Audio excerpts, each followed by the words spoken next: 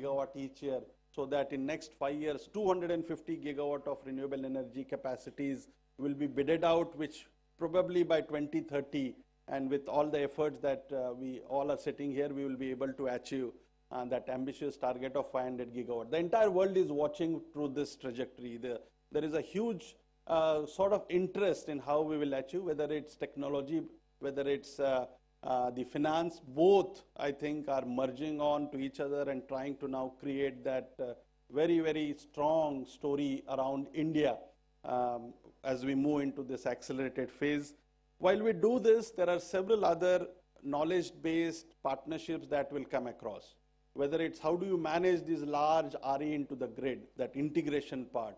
How do you manage the supply chain, the resource, the mobility in terms of the availability of the raw material, both in solar PV, both in wind, and also on now innovative technologies on the biomethanation sector or the waste to energy sector as well.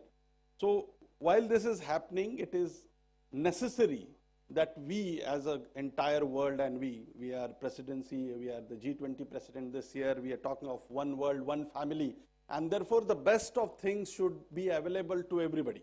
Whether it's technology, whether it's finance, or whether it's the way to move ahead, I think all should be in sync, and that is when we will talk about the net zero global transition. I think today we will have to, or during the next 20, 30 years, we'll have to, this will be very important. We'll have to collectively work towards our targets that each individual country has set. When the targets are set by individual countries, I think it is the entire world which will be looking at a very accelerated green energy transition, as we all say. This is the decade of action. We need to take aggressive steps. We have taken that step forward. As a country, we are keen to achieve that target which our Honorable Prime Minister has set. We in various forums, whether it's G20, whether it's COP, whether it's Quad, whether it's G7, we have categorically mentioned this. We have categorically demonstrated what we are going to do. We just don't want to really just announce, but we are here to execute. We are here to demonstrate and achieve what we have been telling. And therefore, along with me, my several other key ministry partners have been engaged in this, whether it's Ministry of Power, whether it's Niti Aayog, and several other key ministries have been a part of this. And it's happy that not only USAID, but several other institutes, including the laboratories, are also taking an active part into our growth story. Thank you, ladies and gentlemen.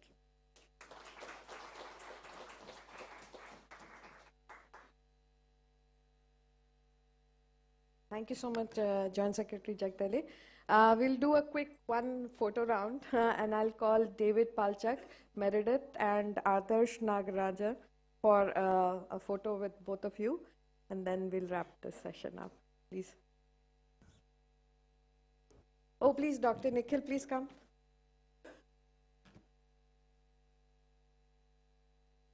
So we have David Palchak from NREL, Adarsh Nagaraja from NREL, and Meredith Evans from PNNL.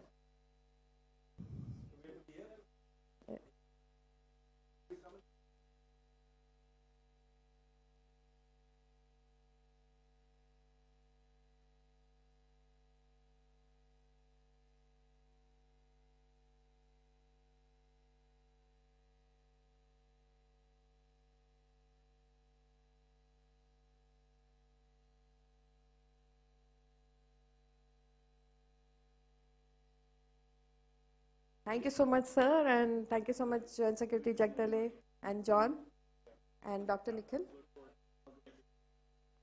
So we are formally releasing SAGE tomorrow in the inaugural session. So this is kind of a preview or soft launch. But thank you so much, sir. Thank you, sir. So we hope to see you in the SACEF other sessions as well. So thanks for your time. Okay. So right now we have presentation from the SAGE consortium. I'll call upon Adarsh and then Meredith and David subsequently.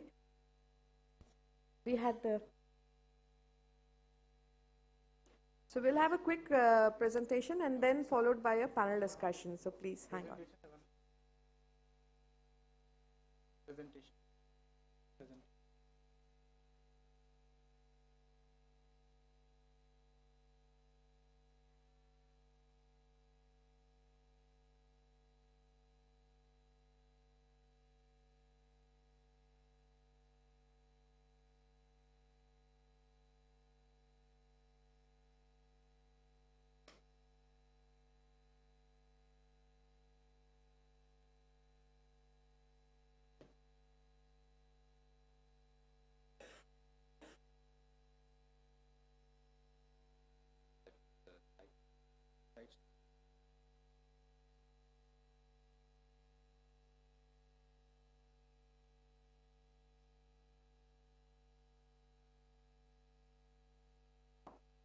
Thank you all. I appreciate all of you taking time. Thanks a lot to all the busy people who take time. Fantastic to hear the summarization you provided. Appreciate that. SAGE.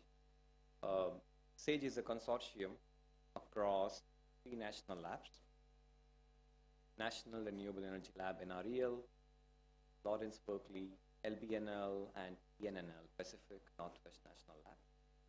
This initiative is to share, create, and develop knowledge across institutions from US to India and all the stakeholders within India interested in the clean energy transition, and spread it across South Asia, not just limited to India. So this presentation will take you through the intent of SAGE, the initial 2.5 years effort, details into that, and we will go closer. Shall be closer. Thank you. And we will also get into the other bilateral events happening, initiatives going on across.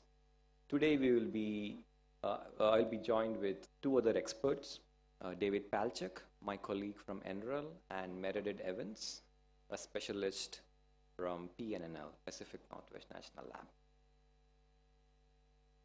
What is SAGE? SAGE is South Asia Group for Energy. The key purpose of SAGE is to implement research analysis and capacity building activities for South Asian energy sector, all the countries involved across all stakeholders. One of the key things that this initiative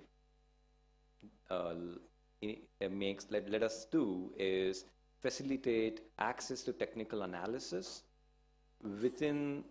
developed within US DOE and government to across the world and South Asia. We will approach this in 3 key steps. We will direct technical assistance to public institutions in South Asia.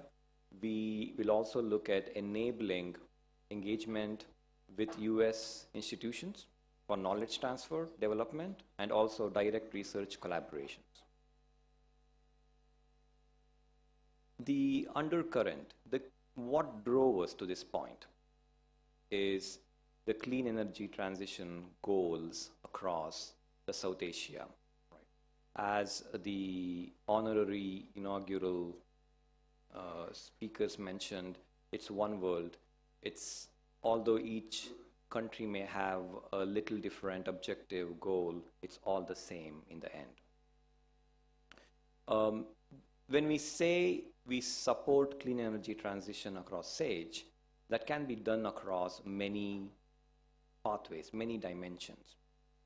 In order to narrow down the clearer pathway to achieve clean energy transition support from US national labs, during the precursor of this, which is SAGE 2.0 is what we are talking about, SAGE 1.0, there was a stakeholder feedback survey conducted over the last 3 years prior to this. And when we asked the question, what are the most important topics for South Asian grid stakeholders?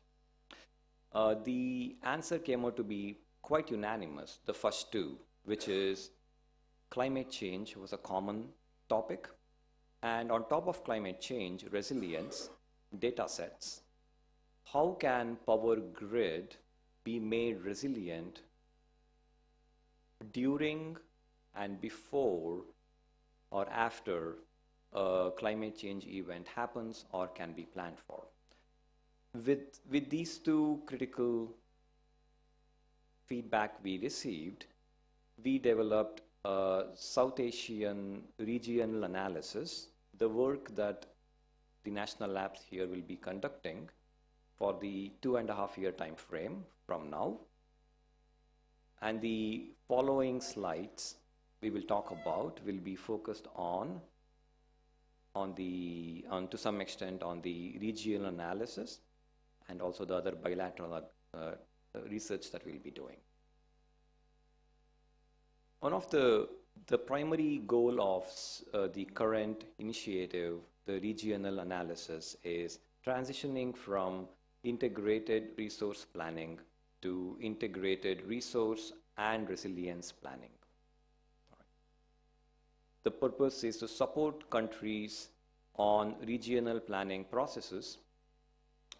How can resilience be incorporated into the planning process? Resilience is an outcome of strategic planning. Resilience is not the cause, resilience is an outcome. So as integrated resource planning can be developed, if we interleave strategically resilience into the planning process itself, the outcome of the power grid will naturally be a resilient power grid. That's the driving argument, and as the key stakeholders already expressed their interest in SAGE 1.0, this is what interests them, and that's what we'll be doing for the first 2.5 years in this SAGE initiative. Climate change itself manifests itself in many ways. It could affect human life, it could affect electric grid, it could do many things. They're all interconnected. One of the early things we did in this initiative was to develop a clarity on how to approach this topic. That's where we spent some time. So as we can see in this slide, we realized climate change can across many ways: increased temperatures, increased precipitation, reduced precipitation, and that can all affect our energy generation resources in many ways and can also affect human life in many ways. So the way we handle this is we figured climate change impact can be categorized into 3 subcategories, 3 topics. One is impact of climate change on grid infrastructure.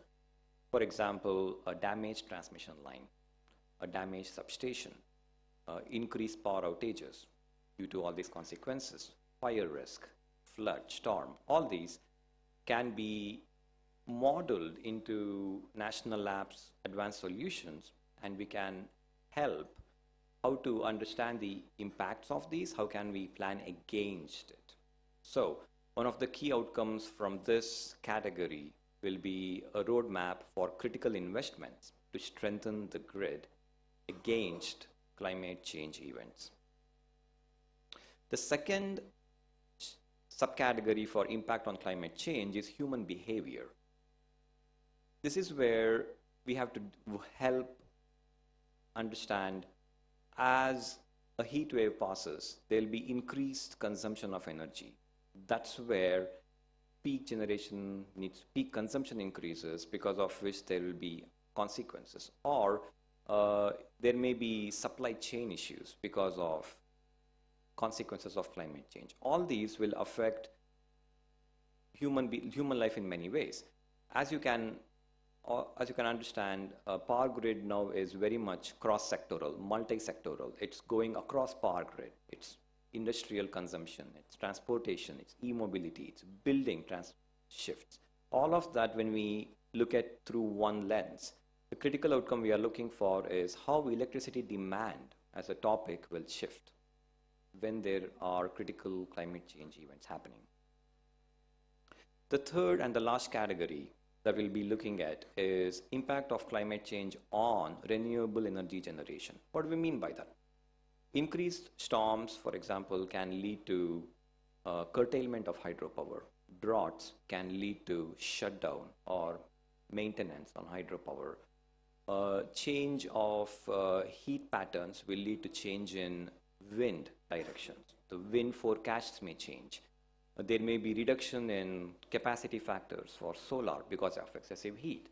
So the renewable energy itself is variable. Now if I layer a component of climate change on top of that, the forecasts may change, the behavior will change. We may need advanced physics to understand these. That's another topic we will look at. here is where we will work with critical stakeholders from ministries, NIWE, NICE, will understand how to make forecasts and advance research on that. With this context, I will ask my colleague Meredith to get into a spotlight topic, and she will give more details. Thank you. Forward, this is backward. Thank you. Good morning. I'm really pleased to be here. I've had the pleasure and thrill of being able to work in, excuse me, in India for the last 15 years or so in collaboration with USAID, collaboration with many of you here in the room. I'm a senior staff scientist and senior manager at PNNL, and looking forward to sharing some insights today on what SAGE is going to be up to in both our regional analysis study as well as some other bilateral studies. So I don't have to underline too much the point that climate change is real in South Asia. There's more warming on average in South Asia than globally. In particular, glaciers are retreating, there's declining snow cover. There is and will continue to be a significant shift in rainfall patterns. So the coasts will see more monsoonal rain, more flooding, whereas interior areas may see increasing drought. And under previous USAID initiatives, we've looked at that shifting water. An important component there as well is how water demand is changing, which turns out to be the single most important driver for change in hydrology. Those increasing demands for irrigation and so on. So we have increasing precipitation, we have tropical cyclones, and other impacts that are layered upon the changes that are already taking place in South Asia to grow the economy, to boost the welfare of people living here. And so simultaneously, you're seeing changes in demand and generation resources based on those fundamental socioeconomic changes, and you layer upon that changes in the climate. So we see increasing cooling because people have more buildings, people want more cooled spaces, and we have hotter temperatures. And we have the ability to layer those and show what that may mean for future electricity demand from buildings. Likewise, when you look at hydropower in particular, water availability for hydropower, as well as thermal power plant cooling, can see significant shifts. I mentioned that increasing monsoonal variability, the glacial melt. There are, in many parts of the globe, and likely this could be true in South Asia as well, locations where there are current hydropower dams or where there are planned dams that may no longer be ideal. And that fundamental understanding is critical for maintaining stable power systems in South Asia and for making cost-effective investments in long-term economic transition, including the concept of decarbonization. So layering these things together is incredibly important to avoid stranded assets, to make the best investments. Efficiency and performance, obviously, with cooling water, and this is already happening today in South Asia. At times, there's not enough, temperatures rise and power plants have to shut down because of lack of availability of cooling water. And then in addition, there are some implications as well for wind and solar availability because of changing wind and solar radiation patterns. I also mentioned flooding damage, storm damage, and coastal threats. While this will not be a core focus of the study that we are proposing here, we recognize that effectively this study is a first step in understanding climate impacts because those climate impacts are so broad and potentially so deep.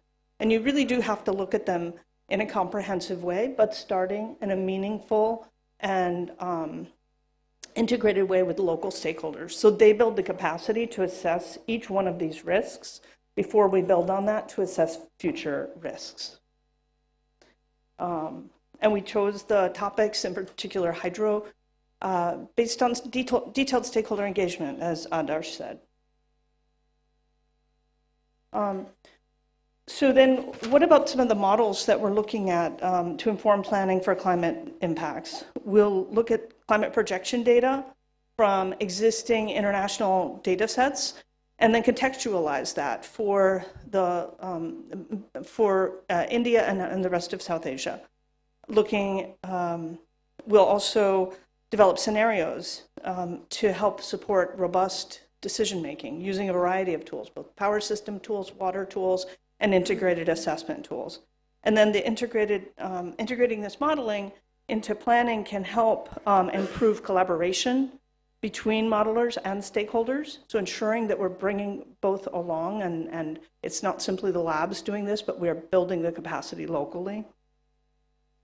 And making sure that this information is extremely relevant to decision makers as well.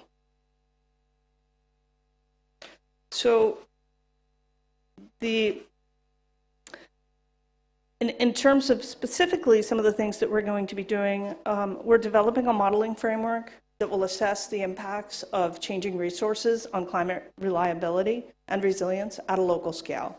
So that involves detailed water system models as well as power system models. We'll also use the global change analysis model. It's a flagship integrated assessment model my organization has developed to look at future electricity and water demand and understand constraints across the economy. And then we'll look at the impacts, providing these tools and capacity building for stakeholders to develop a modeling framework that can be adapted to other regions and other climate impacts. So then briefly, I wanted to also touch on a bit about bilateral collaboration with India. So 3 topics: the US-India Sustainable Growth Working Group, or Pillar, and we have been pleased to collaborate with Niti Aayog, with many of the institutes and think tanks in the room here today. Under the India Climate and Energy Modeling Forum, in enhancing India data management, and also in Niti Aayog's plans to launch detailed collaboration around just coal transitions. You can see on the slide a picture from the India Climate and Energy Modeling Forum webpage that Niti Aayog hosts, as well as data about coal imports that speaks both to the progress on energy data management as well as potential challenges with transitions relying heavily on coal as these imports of coal grow. Next, work with NIBE, and I really appreciate that I have 2 colleagues from NIBE in the audience today, and looking forward to catching up. So our plans are to look at biomass to hydrogen energy systems in India. Happy to describe that more, but understanding the sustainability of that, understanding how that, what the markets may be, so to help with planning. And finally, I wanted to highlight an NREL-NIWE collaboration. Tomorrow they'll be launching the institutional framework of variable renewable energy forecasting in India, which is improving data sets and evaluating forecast models. So with that, I'd like to turn it over to David Polchak, who's going to round it out for our SAGE team this morning. Thank you so much.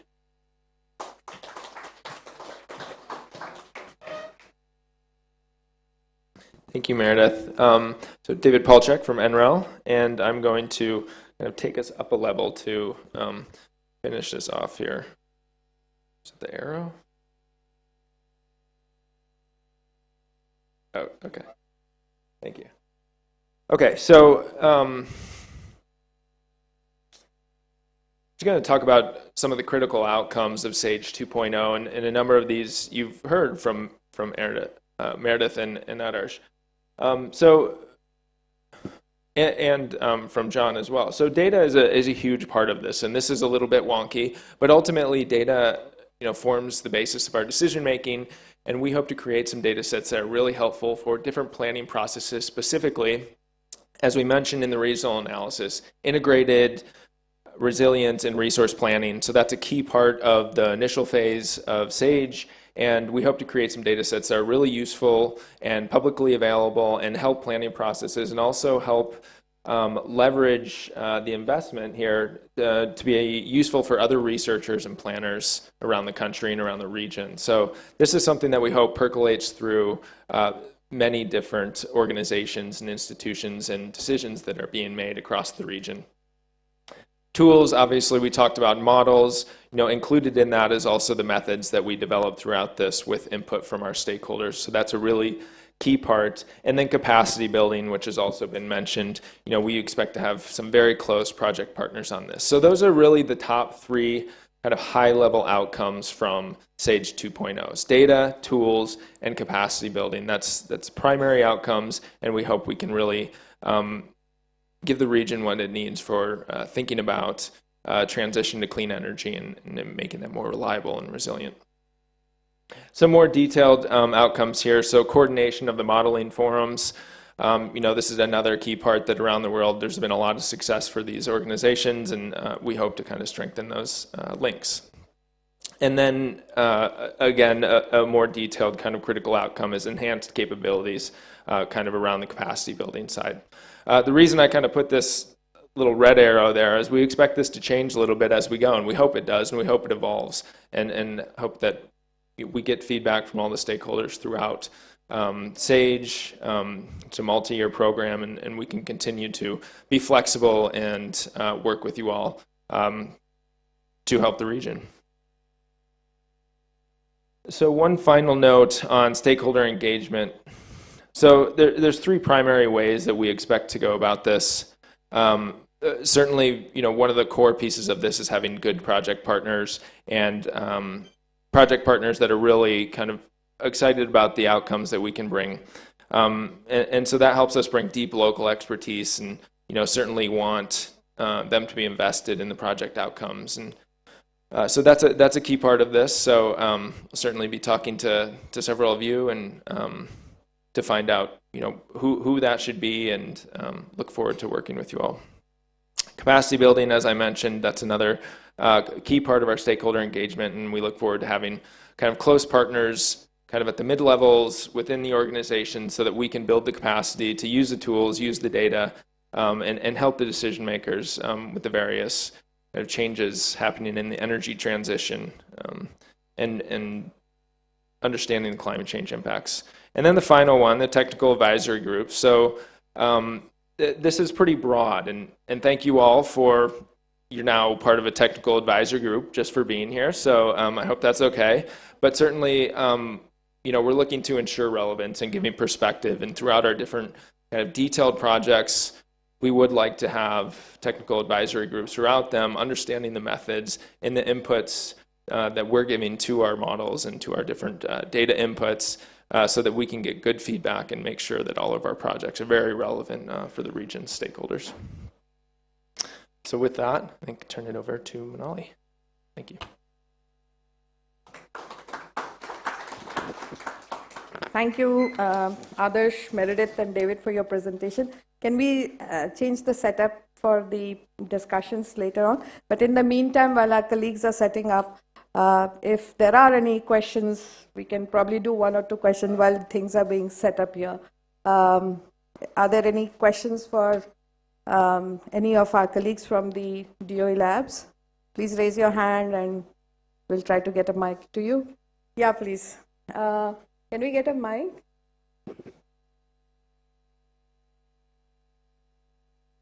In the meantime, can we also set this up, please?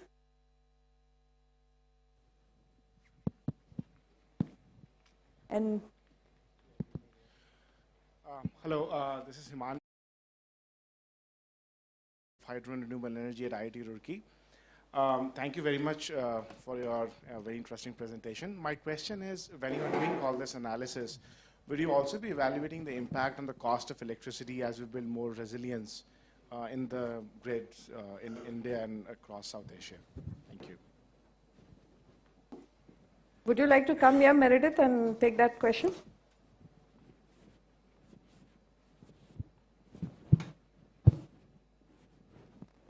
Sure. I can take an initial answer. I'm not sure if David wants to add. We're using a suite of models that informs us on several things. And the global change analysis model does basically set prices as well internally within the model. So it says, okay, we're going to see an increase in electricity demand because of electrification. At the same time, for example, with increased demand for cooling, that will also increase electricity demand. What will that do to the prices and the relevant demand for that versus other types of energy? Will that moderate? Because the prices will go up, will in fact some people choose to maybe use bioenergy or something else that they may have an alternative to? And how does that all sort out? So we're looking system-wide and then cross-checking with the power system models as well. Yeah. And I should note that these are not, predictions of future prices. They'll give you an indication of what kinds of changes, increase or decrease, will happen over time. Thank you.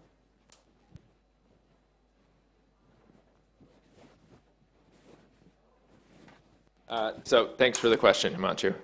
So yeah, as Meredith said, we're certainly capturing some of the costs of these different changes on the system, and in particular with, you look at resilience, reliability, it costs money to do that, and certainly we'll be, taking those inputs on the cost and comparing that to, the changes that it costs to build a power system if you include climate change as opposed to pretending that it's not going to happen. So we'll certainly be looking at those sorts of kind of comparisons. Thank you so much, David and Meredith, and thanks so much, Himanshu, for the question. What we'll do is we have roughly 40 minutes for the next round of discussion, and 35 to be precise.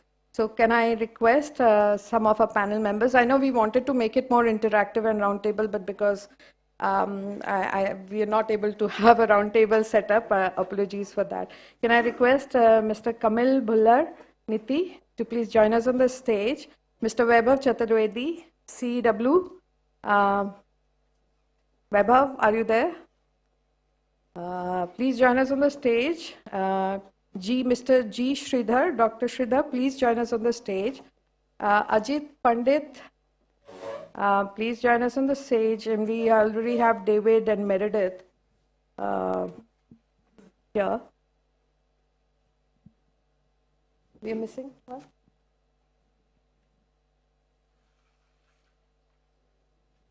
Ajit is leaving. Ajit.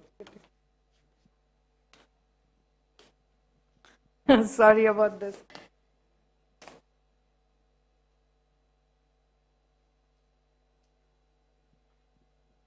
So, while we have a set of questions, which I'll pose to our panel member here, but we do want to make it interactive, and there are several people here who are very important, but unfortunately we are not able to address everyone. So please do, pose question. We'll try to take it.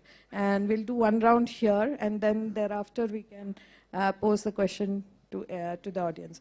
So I'll start with Kamil, you, because representing Niti Aayog, and you have had a long association with SAGE consortium in its earlier avatar as a part of, sustainable working group. So, maybe if you could reflect on what are the key priorities for the Indian energy sector, specifically in the context of future, right? So if you could talk about that, that would be great. Thank you. So our engagement with the USAID and the SAGE consortium at Niti Aayog, it goes a long way back. And for the year 2021-22, we had formed 3 committees on energy data management, just transition from coal, and low carbon technologies. So those committees prepared their reports, all the labs. I think most people here were represented on those committees. So those were released in October 2022. And as a part of the agenda for this current year, we had decided to, along with USAID, to deepen our engagement with the lab. So I think SAGE 2.0 will go a long way in achieving that perspective. Apart from that, we had also something on setting up an electric vehicle financing services facility.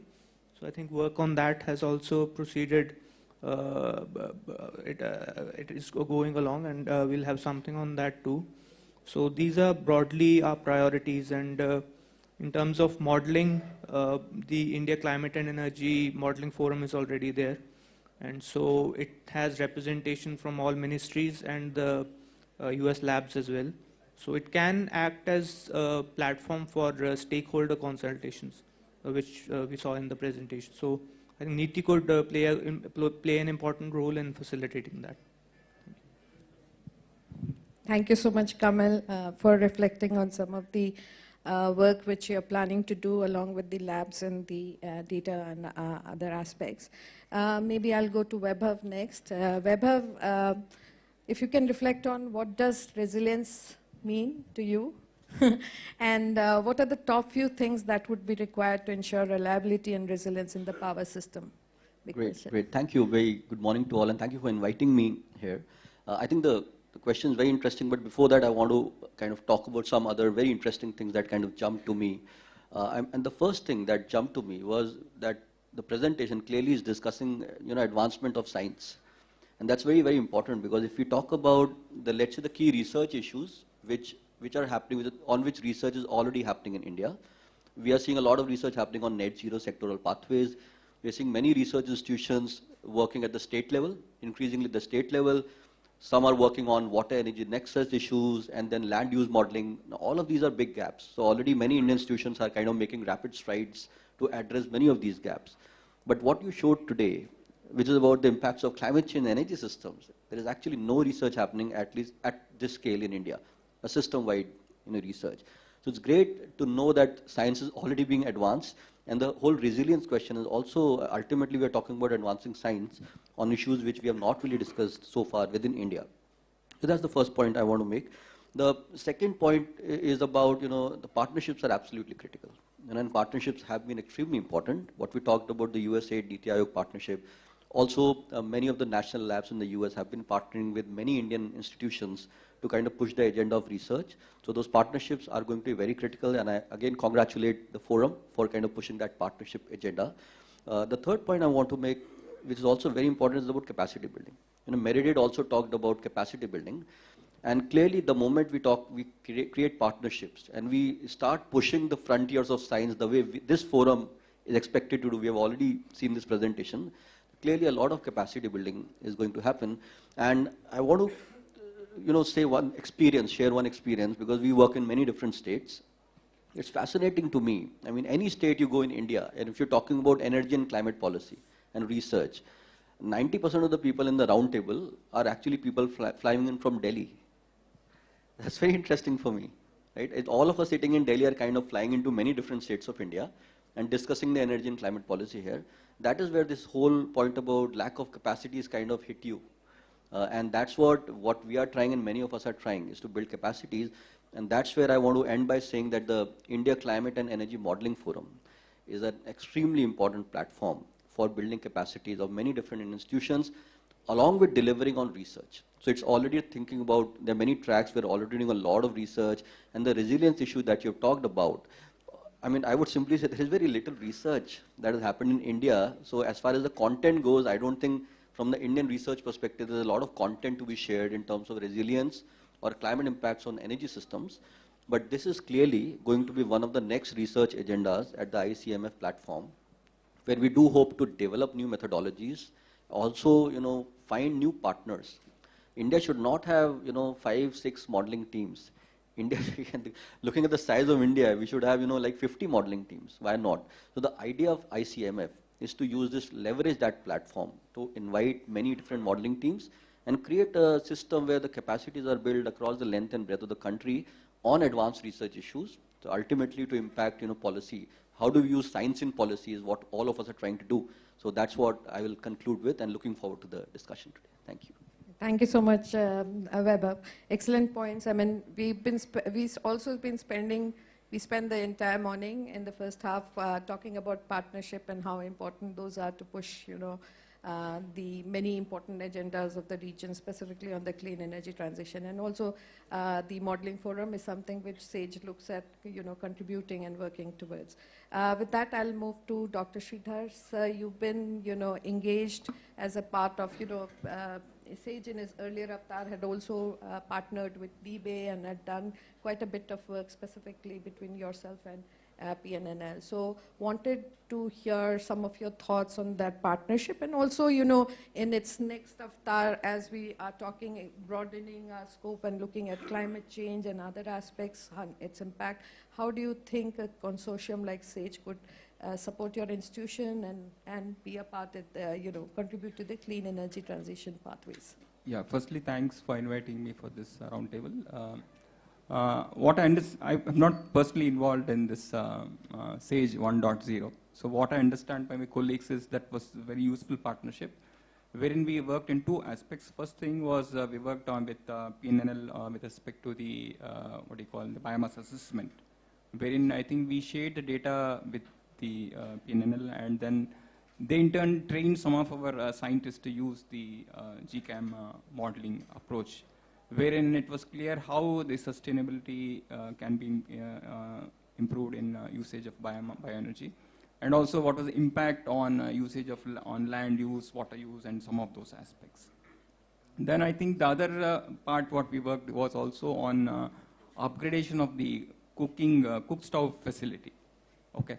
That is something, that is the area which we have been pursuing, and I think we were associated with LBNL with respect to this, but I think we had some initial design, but the implementation was not done. Probably it can be taken up in the, I would say, in SAGE 2.0.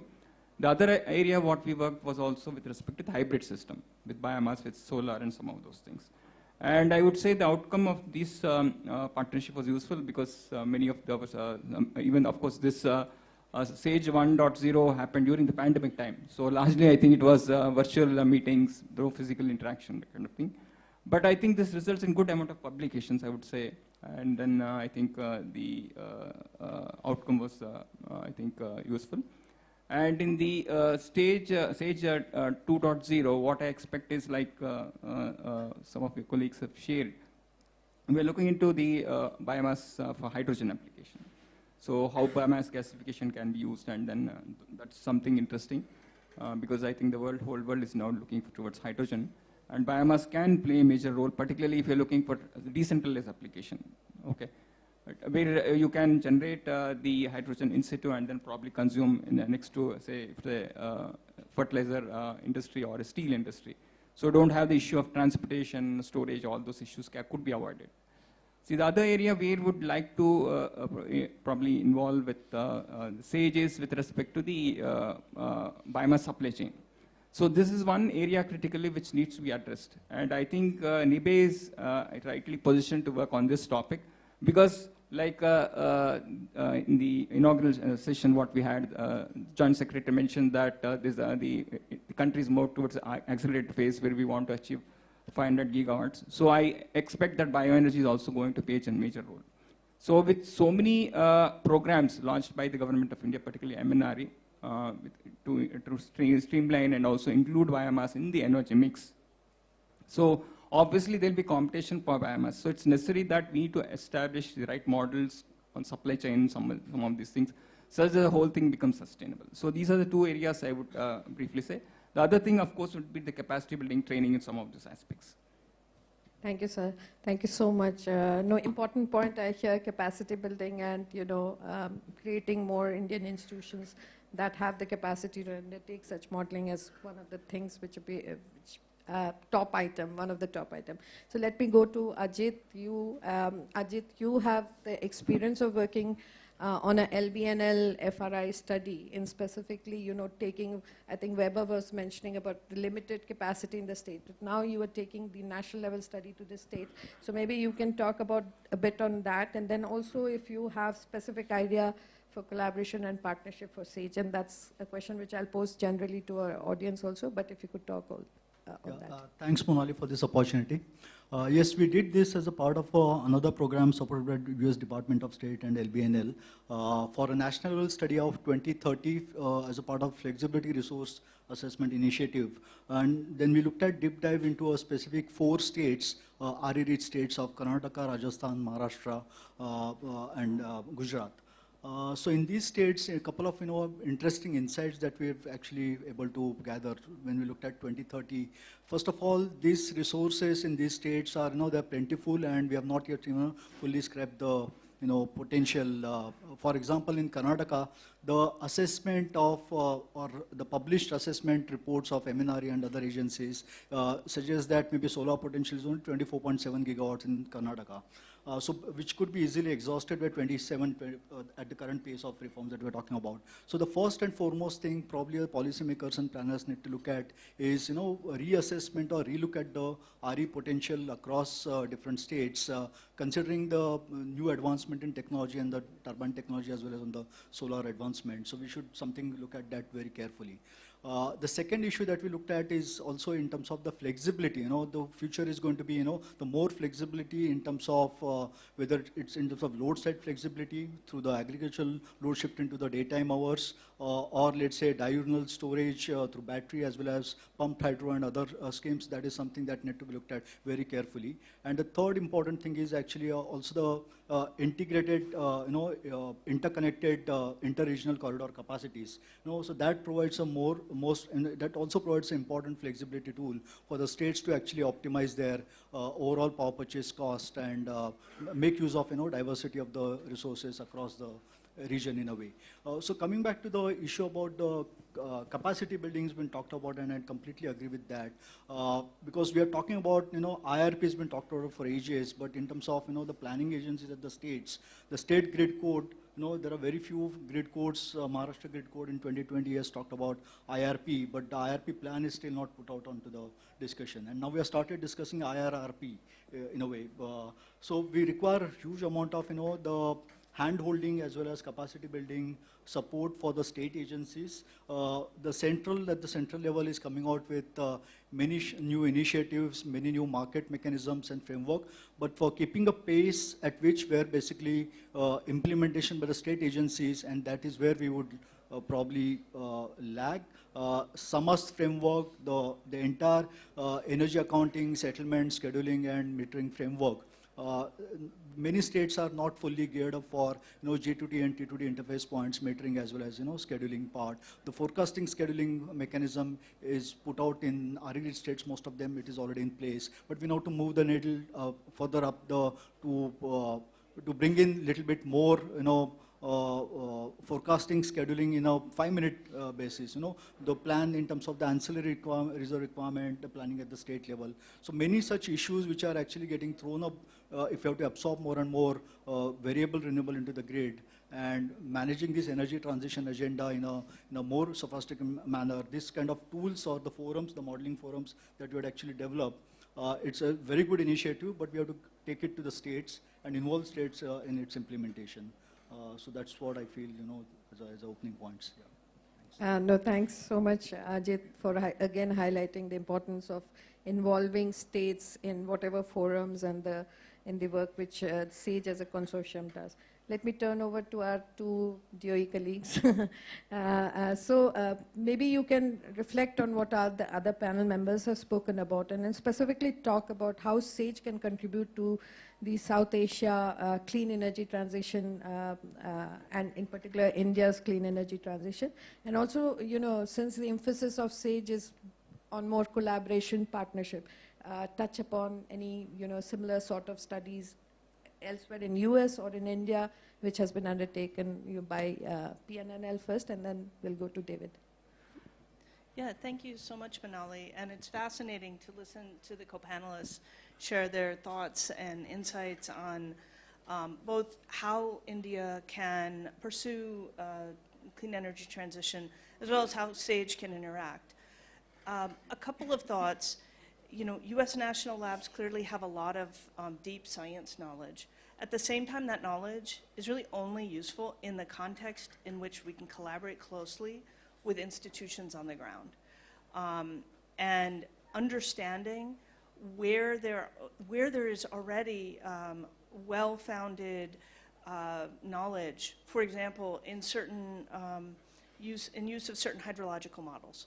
but that modeling may not yet be connected to power system modeling, or may not yet be connected to broader energy system modeling. And so it's oftentimes drawing those connections, building on the deep capacity that already exists to really make the entire system work kind of like on steroids, I guess, for lack of a better word, to really collaborate and find those interconnections in collaboration with local stakeholders, I think is a key part, bringing the science of the national labs to South Asia.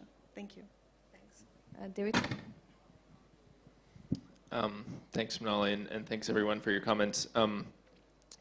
I guess hearing a lot of these about the capacity building and about the challenges everyone's facing, I think it's important to remember we're really all in this together in terms of the clean energy transition. And there's a lot of things happening in the US that I think are in lockstep with a lot of what's happening in South Asia. And we're all supporting, various stakeholders across the world and a lot in the US. So we're based there, but certainly we're expecting to learn a lot from the stakeholders here and hopefully turn that into some really specific outcomes for the region, but certainly, we're hoping to take that back to our own US stakeholders. So I think it's just important to remember that, transitioning toward clean energy, transitioning toward more resilient systems is something that is being done all over the world, and we're all kind of learning this together. And I think that's really kind of an important point that we're not here to bring anything that's terribly unique. We're here to kind of link arms with the U.S. and our other stakeholders around the world and make sure we're kind of doing this all together. So. Sure, please go ahead. So I think, and I absolutely agree with David, I think also one of the challenges that we're collectively facing is that as we look at deeper and deeper clean energy transitions, at the same time that we're dealing with climate impacts, the actual questions of how we get there become somewhat different, right? It's not just enough to save 20% more energy in a given sector. That doesn't get you close enough. So as you start to look at everything all in, prices change, systems can change. How do you think about that in a comprehensive way to anticipate what some of the challenges may be in the local context in order to make sure that the investments we're making are the wisest investments? And I think that is one of the critical things that SAGE can do, but can only do in partnership with local institutions. Thanks. Thank you so much, Meredith. Again, emphasizing the whole, point of SAGE working in the region in partnership with all the key stakeholders. We also have, I'll call upon Avinash from CDRI. I don't see you. Yeah, hi, Avinash. Can we have a mic over to Avinash, please? And, it would be great, Avinash, we talked a lot about resilience, to hear your reflection in terms of, how could SAGE help, working with CDRI in terms of enhancing resilience of the Indian power sector? So over to you. Great. Thanks, Monali. And for those who are uninitiated with CDRI, CDRI is the Coalition for Disaster Resilient Infrastructure. We are specialized on disaster resilience. We are a coalition of 31 member countries. And John is here. And USAID is our current co-chair. So we've been greatly benefiting from USAID's push. And recently in our annual flagship conference of the ICDRI, which was held just last month, the US government had announced the funding of about $5 million to support an initiative on a dedicated global academic network for future infrastructure professionals. So we are looking at a lot of initiatives, and I think this is something that we are really looking at, really keen to tie up with, and we think that there's going to be a lot of leverage from the SAGE initiative as having the IRACs, as we are calling it, the Infrastructure Resilient Academic Exchange, the global academic network for future infrastructure professionals, to leverage on capabilities with different institutions, particularly the NRL and the PNNL. We've had a very good discussion yesterday, introductory discussions with Meredith, David, and Adarsh. Adarsh is here, yeah. So I think this is going to be really keen on, if you're looking at something that is very futuristic, and something that is a little ahead of the curve, and look at all of the resilience aspects from a very systematic, holistic kind of a perspective, and to also look at it in terms of where the interdependencies lie, and where are the critical points that we could possibly address. I think this will be a fantastic vehicle, and I'm really looking forward to having greater discussions, more in-depth discussions. So, yeah. Thank you so much, Avinash. No, SAGE is also looking forward, and USAID through SAGE is looking forward to partnering with CDRI on this very important topic. I also have both Dr. Kirit Parekh and Jyoti Parekh, renowned modelers, and have been working in this space for so long. So wanted to hear if you have any, thoughts, perspective, and how could SAGE, you've been also involved in the work earlier being done through the modeling forums, but how in future, what do you think SAGE 2.0 should be focusing on? Can we have a mic here, please, in the front?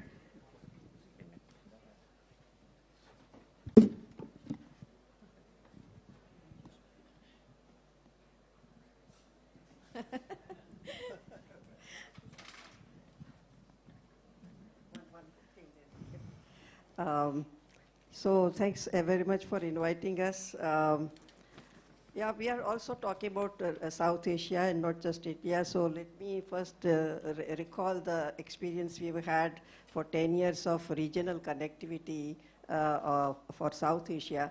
And although it began with government-to-government transactions, finally it was the power market which ensures people's transparency of the price they get for their power, which kind of took off which has took off now, and from something like 2-3 terawatt hours, it has gone up to 22 terawatt hours of power exchange. And in the process, there is a lot of renewable energy transition taking place. And we see that going into 10 to 20-fold ahead, and almost match these contributions. We are also doing net zero analysis, and the contributions of this can be as big as all these new technologies that we mentioned, CCS, hydrogen, and so on. So it's worth exploring just the connectivity with conventional technologies, of course, advanced, and coming, so then other thing we would like to also know, say, is that grid architecture may have to change now with the, and it has to be, connect to other mini grids and DRE. So grid and DRE should be integrated so that they both are strengthened. And naturally, I was also interested in the reliability issue, because when you talk about many of the things like electric vehicles, and we also talk about electric cooking, which is somehow not mentioned, that would require reliable electricity, although solar-driven vehicles and cooking is possible, but the big change can be done by that. And we have also done work on state level with MacArthur Foundation and Gujarat, Odisha, and Assam. And there also we see that the national level goals need to be, there has to be some enthusiasm and targets at the state level also. And that's slowly happening, but we need far more efforts for capacity building and consensus building. It's also various types of departments, countries, sectors, they all have to have consensus. That's the second, stakeholder capacity, but consensus together can really help. I think I will just add one or two things to what Jyoti said. Is first of all, I think in the state levels, the problems are somewhat different, and one should be aware of what the specific situation of a state is. For example, in Orissa, a large part of power is the captive power plants by firms and so on. So the kind of policies that you need in Odisha would be quite different than the policies you need or the actions you need in other states.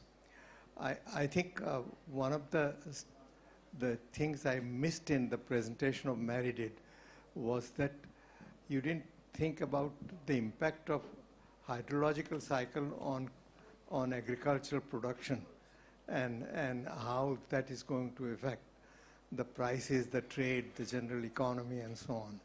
And that's a very important element that should be incorporated. Can I briefly? Yeah, and you're absolutely right. And I just, in the amount of time that we had, I had to gloss over some aspects, but I absolutely agree with you, and we are planning to use GChem, which I think, as you know now, has water completely built in, and to look at it in a holistic way. What are the total water demands by water basin across South Asia, and how will that then impinge upon hydro potential given climate change, given changing power production and demand? So yeah. See, what happens with the climate change and water hydrological cycle is the cropping patterns would change dramatically. Yes. Farmers would go from one to the other.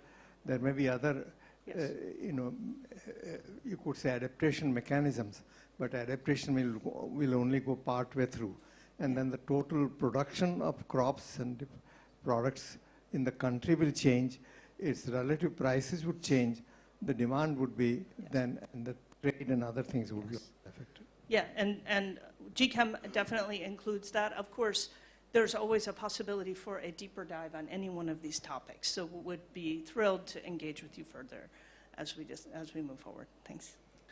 Thanks, Meredith, and both Dr. Parikhs. We have 5 minutes, and we can take questions from the audience. Yes, Cheyenne. Look.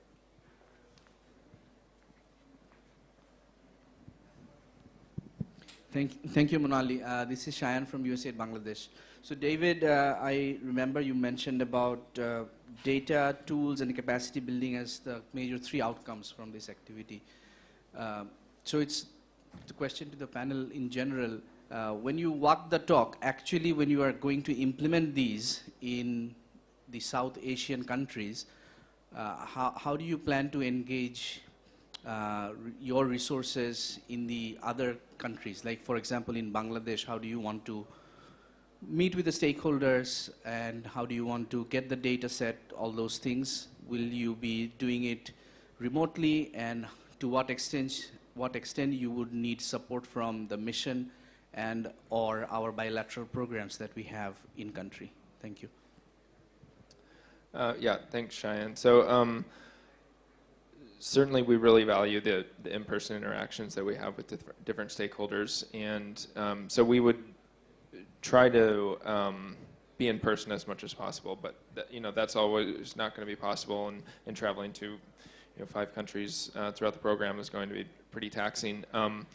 So in India, a lot of us have experience working in India a lot, and we understand who the key players are, and so we would certainly be looking for help with that from the other missions, and understanding who are the right people to meet, and who are the right players that can both handle the capacity building and also have the right data to help us move things along. So I think certainly we would be working with the missions. If that's the offer that's being laid out, we would certainly appreciate that to help understand what's going on the ground there, and certainly try to be in person. And we'll be traveling actually to Bhutan and Sri Lanka on this trip, and hope to make it to Nepal and Bangladesh in the future as well. So. Thank you. And just to confirm, we will be very happy to make those connections. And also, if you think that there would be a need for, let's say, a part-time project coordinator to be in country when the things are up and running, I mean, that's also an option that SAREP did, for example. So there are many options, but I think it's very important to understand who the stakeholders are, because I think someone has said it already today. We don't want to go to the same stakeholders with different kinds of asks, because that will often that makes things really complicated. Thank you. Great point, Cheyenne. And then we will be looking at the missions in each of our sister missions to help coordinate and navigate the SAGE as it gets into mobilization and implementation. Weber had a point. So just wanted to add, thank you. This is a very important question, because operationalizing capacity building is a very challenging affair. Because we have been trying at ICMF also, we've been trying for a long time. As institutions, we have been trying for so long time. Many different agencies, like let's say based in Europe or otherwise, have tried different models. And one model is like 1 week training, right? I mean, it doesn't work at all, because these are very complicated analytical tools. So models we're talking about, it takes investment of 1 year, 1.5 years of like a team learning that capability.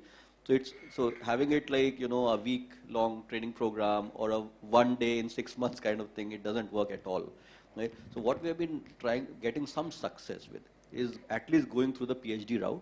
So we have a collaboration, formal collaboration with IIT Roorkee and BITS Pilani Goa campus. We say we'll train 8 PhD students across the next 6 years. Now we know it's somebody will be working and actually gaining capacities on this. And we have kind of modularized it. So we have videos where we have training videos where students can learn themselves. Anybody. Now where the group is getting larger, anybody can see these videos and start learning themselves. Then we also have a weekly call, which is 1 hour for Q&A.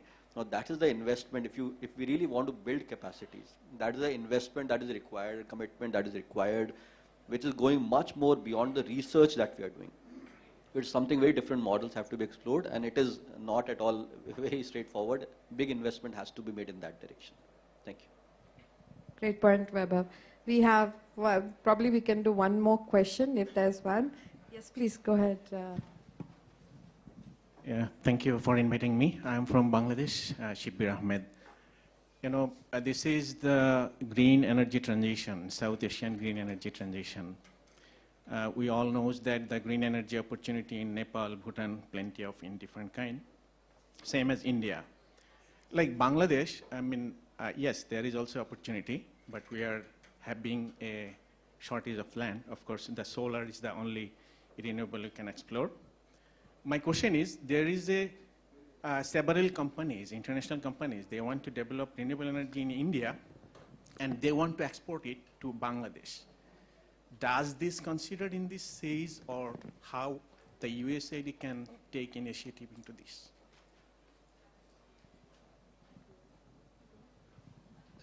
So at this point, the whole scale of SAGE has not been totally scoped out, but we don't have plans to address that specific issue. We have addressed that a bit in the past. We did some modeling of cross-border energy trade, specifically what it would look like to put, I believe it was a wind farm in Tamil Nadu and export that.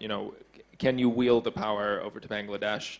I think a lot of the cross-border issues, obviously Arade has done a lot with that in the SARI program, and so I think there's a lot of insights there. When we looked at the modeling, it's certainly a possibility to do that. So I think there's a lot of questions to be asked there, and we're not planning to really address some of those regulatory issues at this time. But if that is how Bangladesh feels like they're going to green their grid, I think we could certainly try to tackle that question in some form, throughout SAGE. Thank you so much. Okay, so I think what we'll do is, since we are only 3 minutes away, I've already got colleague from DOE, Dylan Jones is here for the vote of thanks. So I'm going to please join your hands to thank our esteemed panel members today. Thank you so much for joining us here, everybody. Really appreciate the time and all. What we can do is, Dylan, maybe after the vote of thanks, we can do a group photo and wrap it up. So can I invite you, please, to offer the vote of thanks? Would you like to do it from there? Or maybe?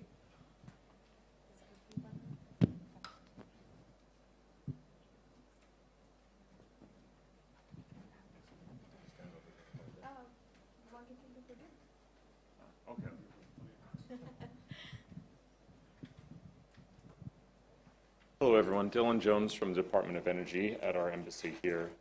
Sorry, it took me longer to walk over here than to actually say my remarks. I just wanted to say thank you very much for this very well, coming to participate in this event, very well attended. It's wonderful to see, and just a sincere thanks. So we're looking forward to working with you and with our interagency colleagues and lab partners in the future. Thank you. Thank you so much, Dylan. So I'll just request also colleagues from USAID and John, Shai and Shankar, please join in, and we can take a group photo. Anuraga Purva. Tableen, come.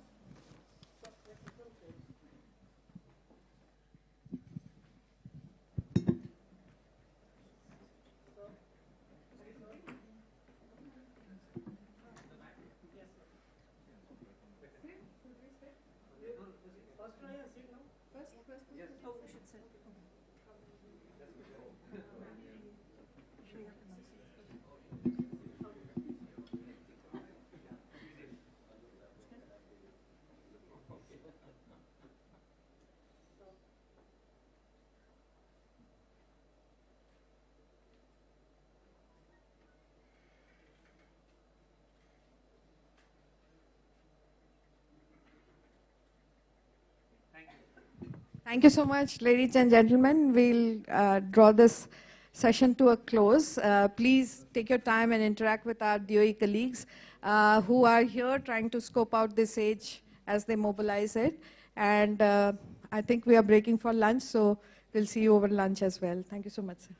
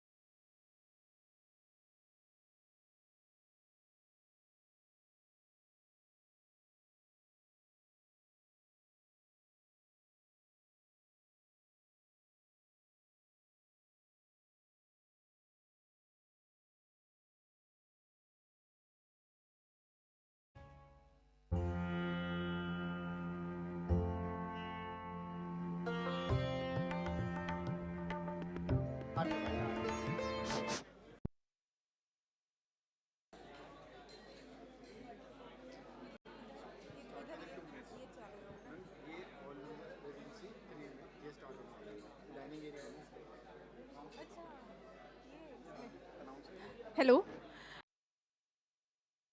Best participants and speakers who are attending the NBFC perspective of financing clean energy projects to please proceed to read.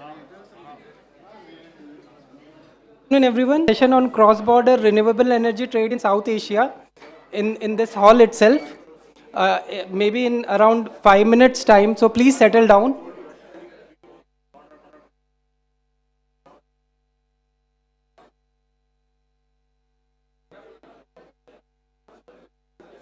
So we are starting a session in next 5 minutes.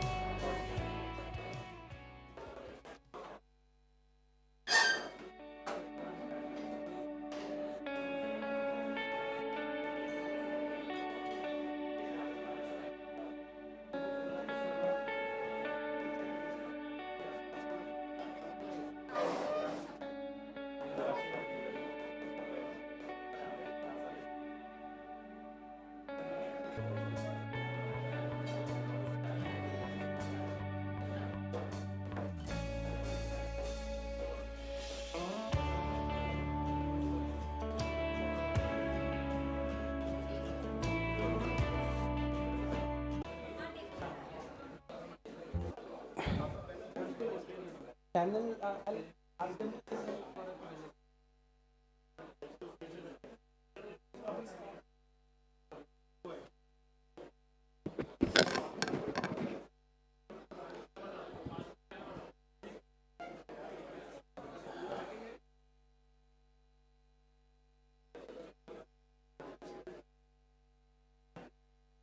Presentation लगवा दें.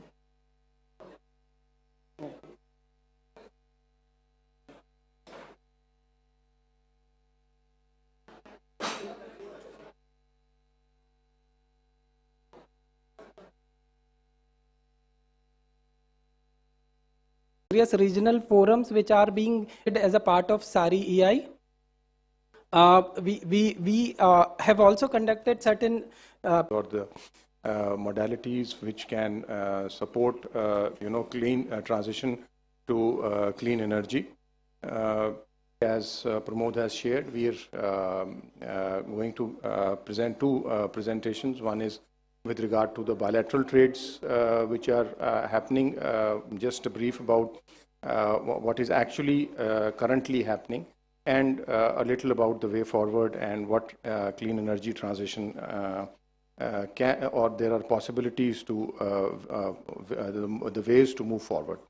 The second is, of course, with regard to the power exchange. Power exchanges in India, we have multiple power exchanges, and currently there is a lot of trade happening, and even cross-border Nepal and Bhutan both have started using the day-ahead energy exchanges for meeting their requirements, both sale and purchase.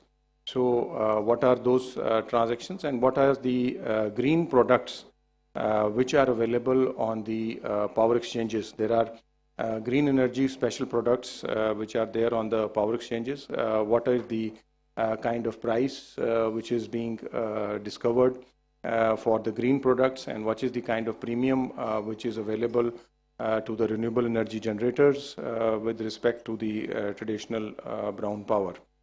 So that is the brief of how we want to take it. And of course, at the end of it, we all have a question answer session where we feel we'll be able to, deliberate on the way forwards, and if there are some other queries, we can take it at that point of time.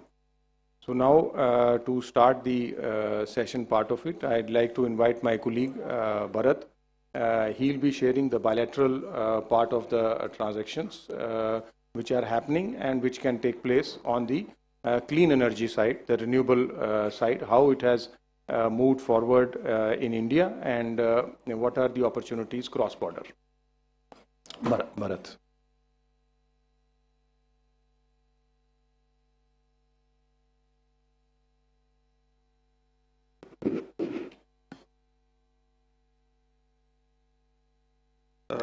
Good afternoon to all the participants. Thank you, sir, and thank you, USAID, for providing us the opportunity to share our thoughts with all the esteemed participants present here.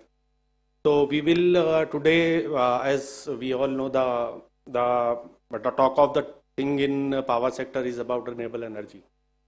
So India, as a major energy consuming country, has taken a giant leap to transition from fossil fuel based generation to non-fossil fuel based generation. So they have a big plan in process to transition from a coal or thermal based generation to renewable based generations. So how that plan is there, and then what are the plans? The renewable energy plans is there, and then how our South Asian neighbors can benefit from that renewable energy plans. We will discuss that today. So we will start the discussion. We will first cover a few slides about the PTC, then we will cover about the Indian power sector. Thereafter, we will have renewable energy development in India, and then its opportunities about and how the South Asian neighbors can benefit from those.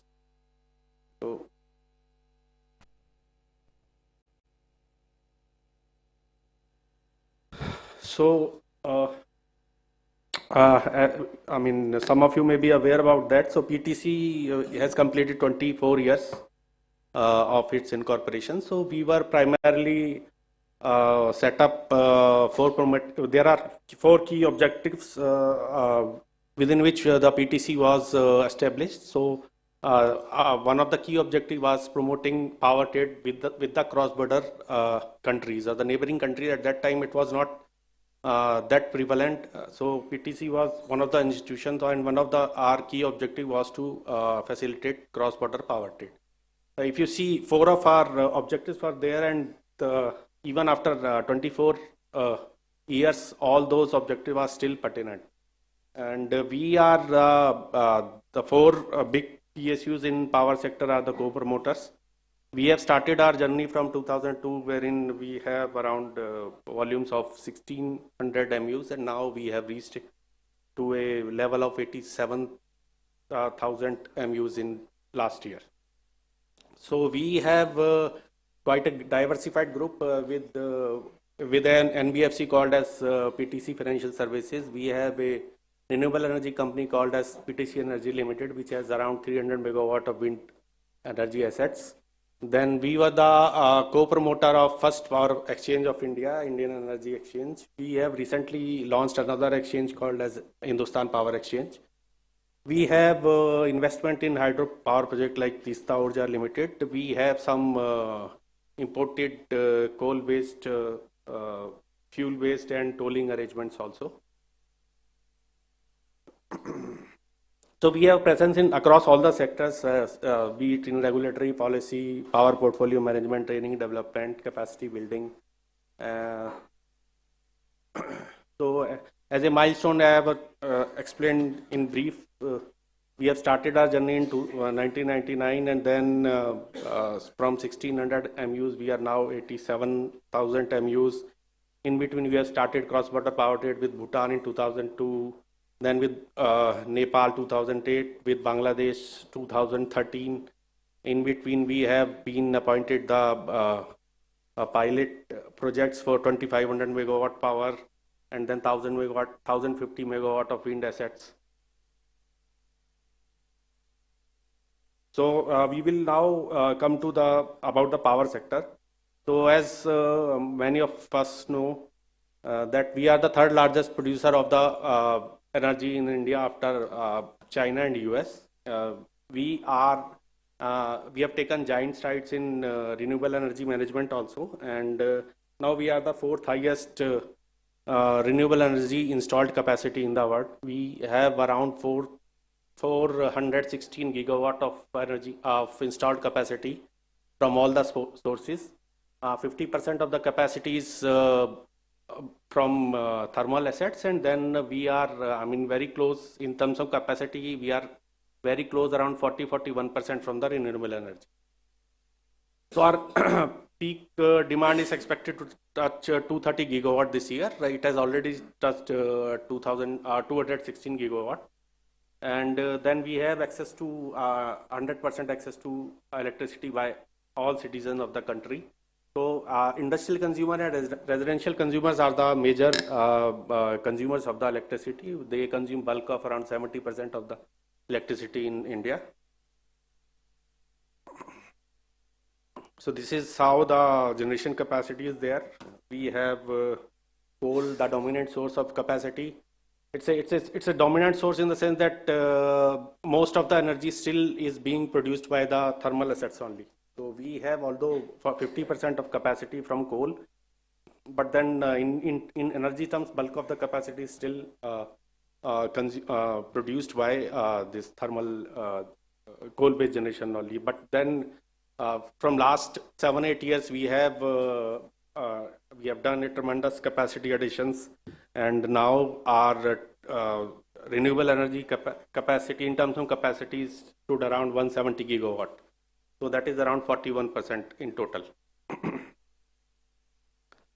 So this is how the growth of installed capacity is there in past 10, 12 years. So from we have more than tripled our installed capacity. This is because of the tremendous growth we have taken in the renewable energy sector. So from 173 gigawatt in FY11, we have now reached to 460 gigawatt this year, closing of this financial year, 31st March.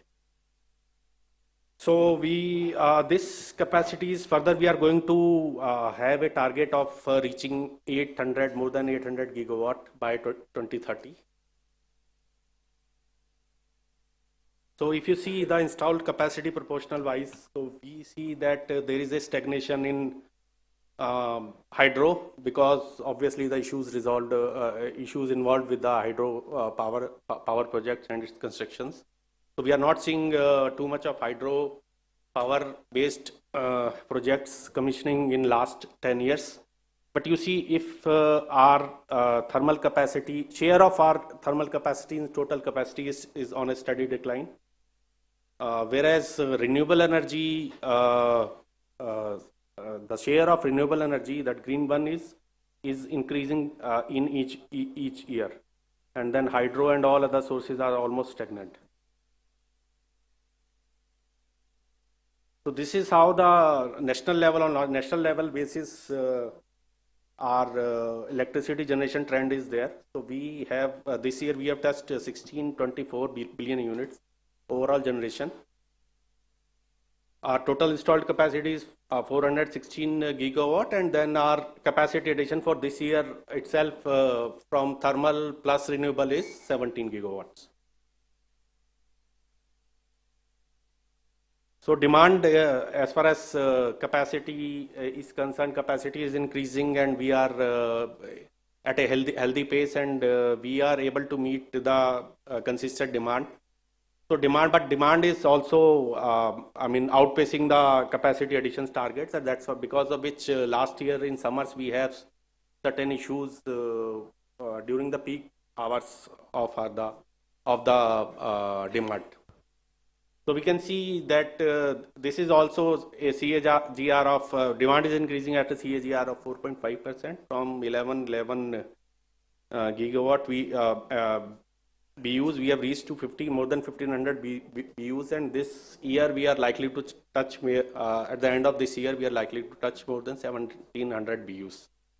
So peak demand is also increasing, and this is the cause of concern because for the peak demand comes a very short period, and then doing some capacity additions will be very costly for that particular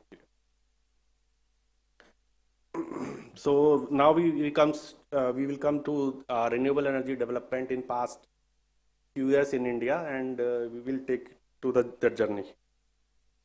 So Indian energy demand, as I have also talked about, we have taken a pledge to have a net zero by 2070. We have taken by 2030 we have a plan to add around 500 gigawatt of renewable energy capacity, and that will take our total capacity to 800 gigawatt. So our India, since India is the third largest consumer of the electricity, so our goal to reach is very important so as to fight the global warming and climate change. So we have huge untapped potential for renewable energy. We have, around 750 gigawatts of solar potential.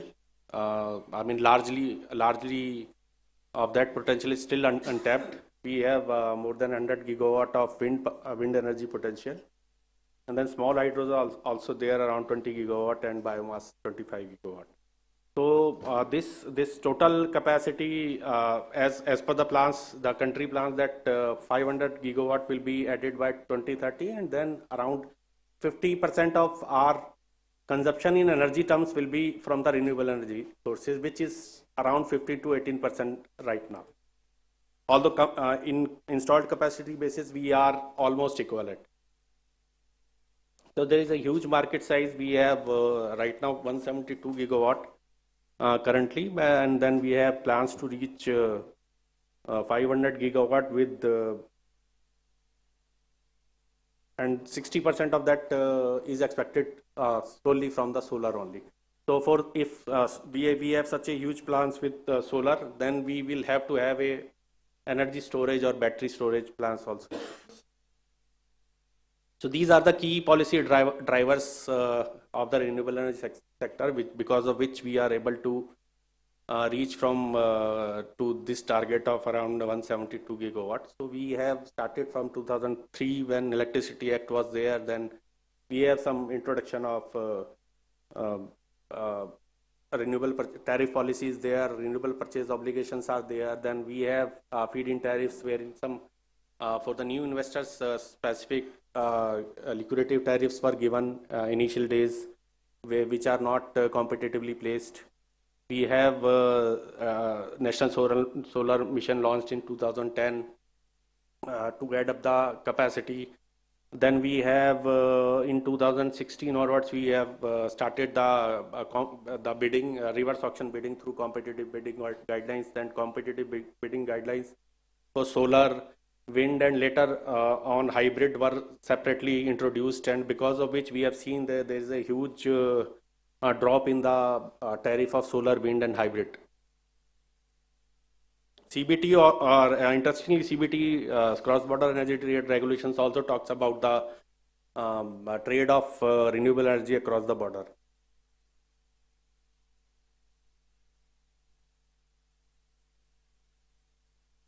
So from 65 billion units in FY16, we have now reached more than 200 billion units in 2023. This is a huge jump, more than 3 times. So it's a year-on-year increase of around 20%. So these are the recently discovered tariff as far as solar, wind, and hybrid. Recently discovered tariffs in solar, wind, and hybrid tender schemes. So the latest one is just in a few days back, maybe 25th or some April. It was discovered 2.71. This was the lowest in the scheme of Gujarat Urja Nigam Limited, a 500 megawatt they wanted to procure. And then after this restructuration, the tariff came is 2.71. Prior to that, in April itself, there was a tariff for 2.55, but there is a difference, slight difference in the sense that 2.55 is the tariff of 2.55 was the commissioning of that project was around 18 to 24 months, but then this 2.71 was the commissioning within a year or 12 months. So prior to that, in January also we got a 2.5. But if you see the international market, there is a commodity price, there is a change in commodity price, there is a volatility in commodity prices, then interest rate. There is a lot of factors about the interest rate, foreign exchange variation. So I mean, we have seen that even in a span of 15 days, tariff changes drastically.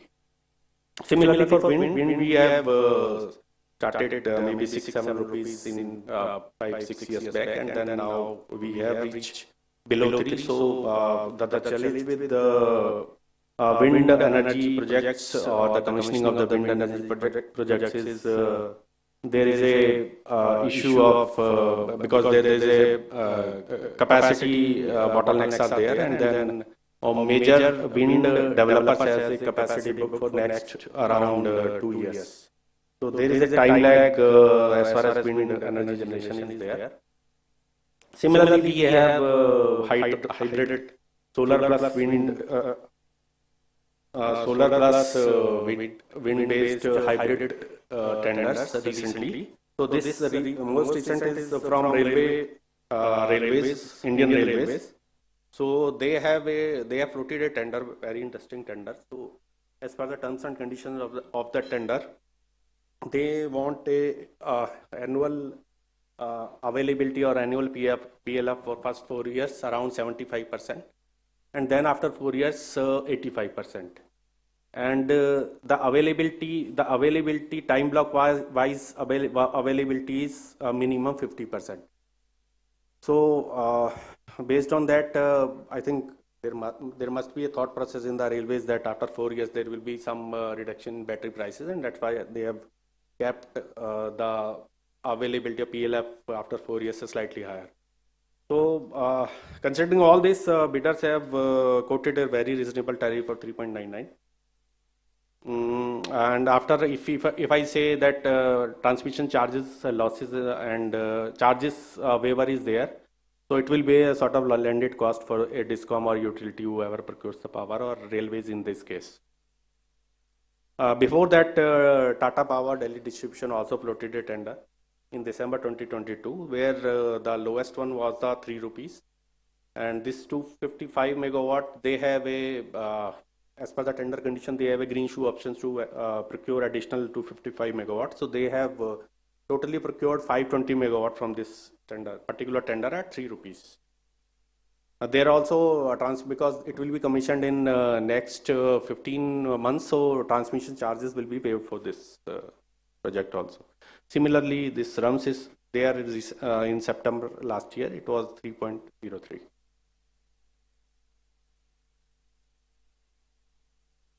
So although I have,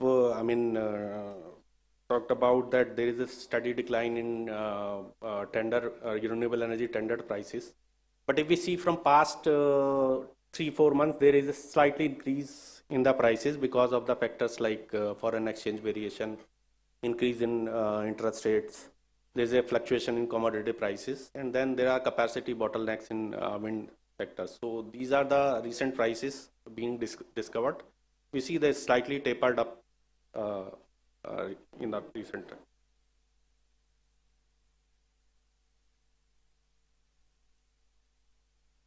This is what our proposed target is. So if you see the 34% or 34.3% of the total target will be solar alone. So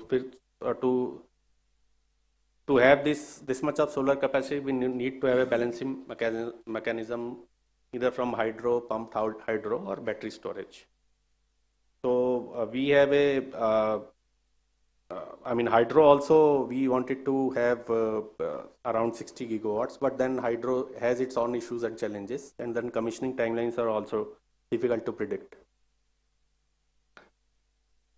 So as far as our target is concerned, if you see that we are at 2022, and with the commissioning up to 2022, and if I see in the next 8 years how much we need to commission, then we have to yearly average commissioning of around 28 gigawatt of solar, and then 12.4 gigawatt of wind capacity to reach that target. It is quite challenging. It is quite ambitious target. But I think if power market is there, proper products are there, and policy and regulations are there, then it can be achieved.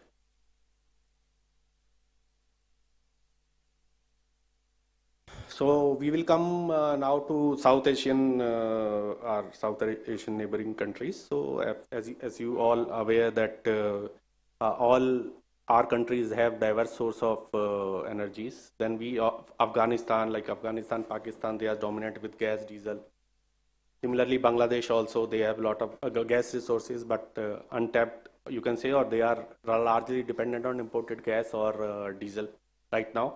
Bhutan, Nepal, they are basically hydro-based economies. Sri Lanka has some hydros, and then they are right now with some renewable energy procurement.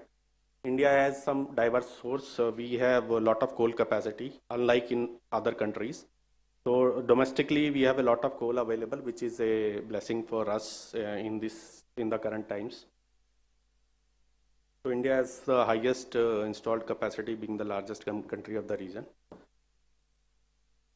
So these are the few opportunities. We all know the opportunity present because of the diverse complementing source and complementing generation source and demand patterns also.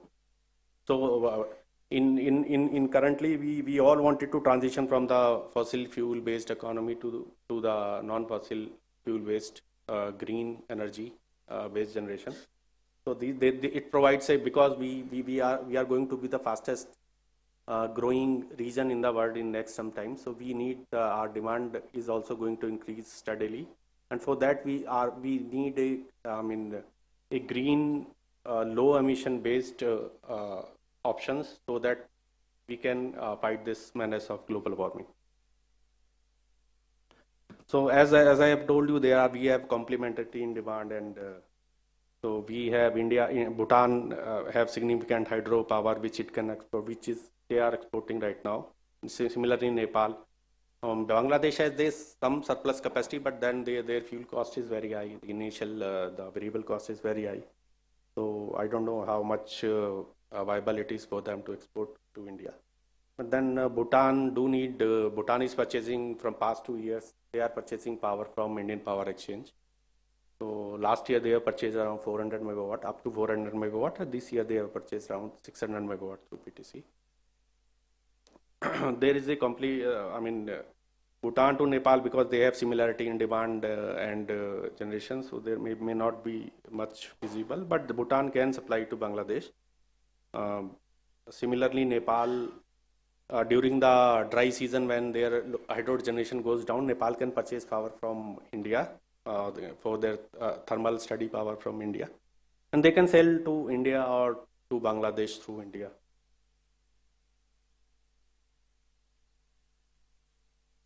So these are the current cross-border transactions between the countries. So Bhutan is supplying around 2262 megawatt to India from its various thermal power projects, hydropower projects. Under short-term, or you can say power exchange, they are purchasing up to 1600 megawatt. India is supplying around 2000 megawatt to Bangladesh. Another 800 megawatt will be added soon. India, Nepal, this is 350 megawatt through Bihar transaction. And in short term, India is supplying to Nepal around 450. Nepal is supplying to India around 452 megawatt, which they have started in 2021. All of this power is being sold to the power exchange.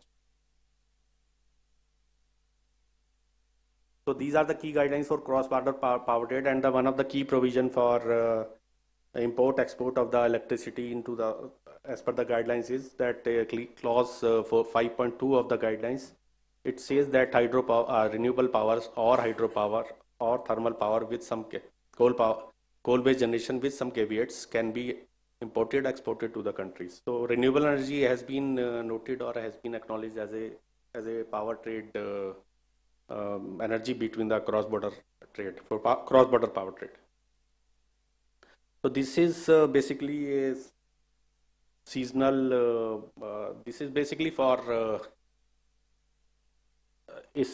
I mean, generation curve for various renewable energy, I can say, and renewable energy, solar, wind, and hydro projects.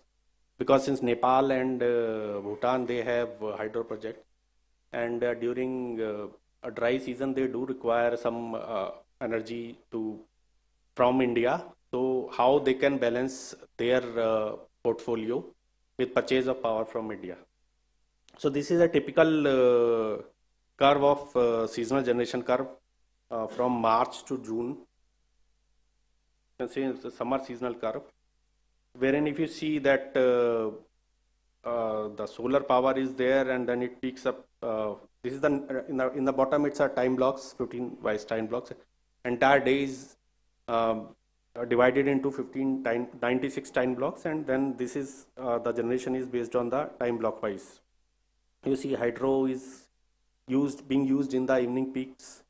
Similarly, wind is not very dominant during this time of the year. In fact, it has started coming in the late of the June or in the early July. So this is for the summer from March to June period. Then we have a monsoon generation curve, wherein if you can see that hydro is the dominant one. Hydro is steady the entire day. Then evening peak, they can do some with some storage or pump storage. They can do some ramp up during the evening. Wind is also at its peaks during this season, and then solar is almost same curve.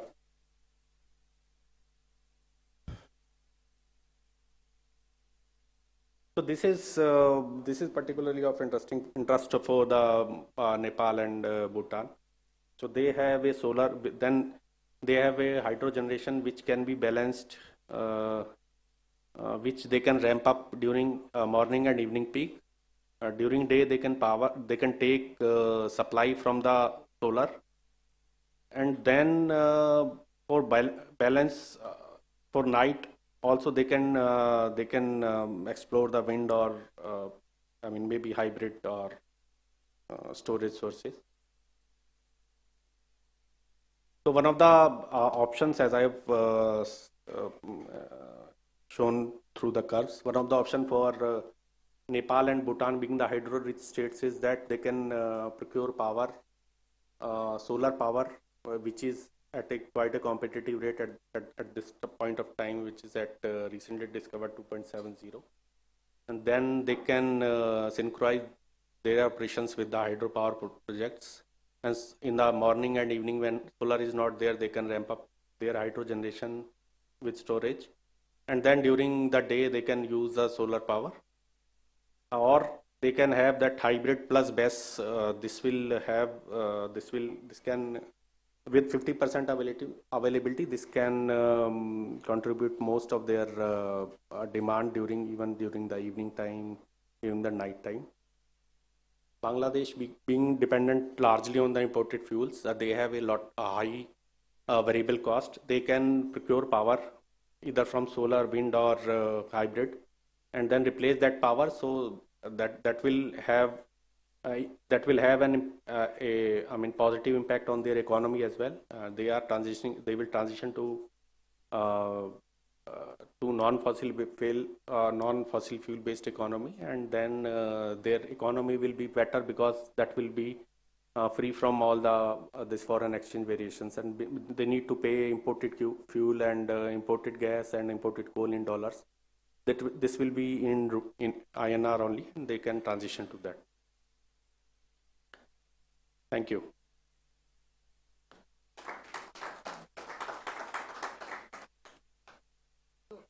I think we can take few questions before we move to the next session, and towards the end also we can take many questions, but I think 2-3 questions we can take it at this moment.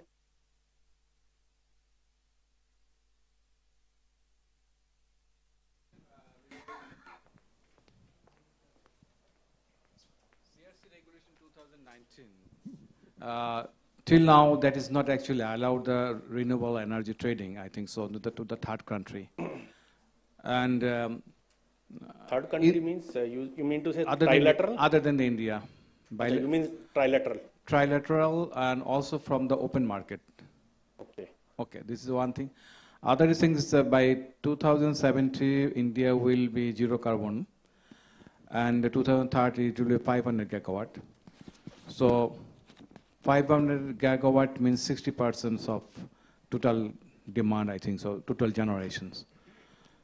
So I think parallelly the Indian government also takes some consideration to export the renewable energy to the third country. Otherwise, that much of power cannot be consumed by India only. So is there any changing or a regulatory authority can make any regulation to export renewable energy to the, either in the through open market or bilateral? Sir, I think as far as I know, renewable, there is no ban on export of renewable energy. Any of the neighboring country or Nepal, be it Nepal, Bhutan, or Bangladesh, if they wanted to import renewable energy from India, it is absolutely, they are absolutely free to import that power. The issue is regarding the availability. So they wanted to procure thermal power because it will give them 70, 80, 90% of availability or PLF. So they wanted to maximize their gains of transmission system also. So that's why they want, and then initially they are at a stage where there's a requirement of energy is there. So, but there is no, as far as I know, there is no policy which prohibits anybody, any neighboring country to procure renewable energy from India. If they wanted to come, they can come with a tender, or they can have it on G2G basis. They can procure power. Compared to one of the slides actually showing Afghanistan, Bangladesh, India, Nepal. Regarding Bangladesh, you mentioned that Bangladesh remains as an importing countries. So in actually, what is the ground of this comment? That actually we are working for the regional market. So if it is a regional market exists, then every country should sell and purchase the power from the market. So in that case, no country to be designated as an importing base or only to sell the energy to the market.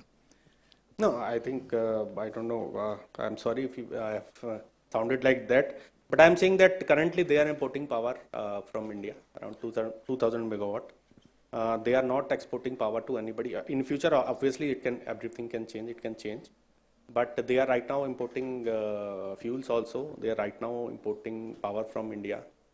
So in that context only, I have told that Bangladesh currently is an importing country. That's what I mean, otherwise I don't have any.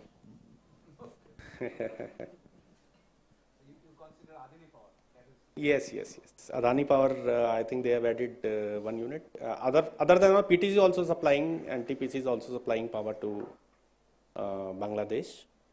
We are also supplying since 2013. Similarly, NTPC is supplying, Semcorp is supplying now. Adani has started. First unit has started, second unit will start in coming 2-3 months. Yes.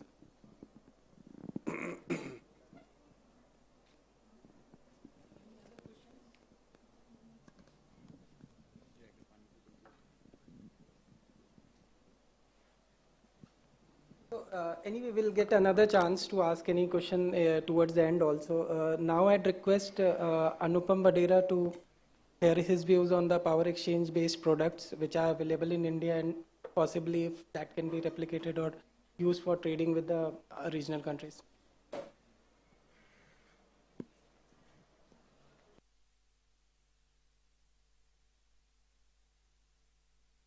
Very good afternoon, everyone. So I have a small presentation talking specifically about the different products which are available on the power exchange, especially for the renewable power purchase.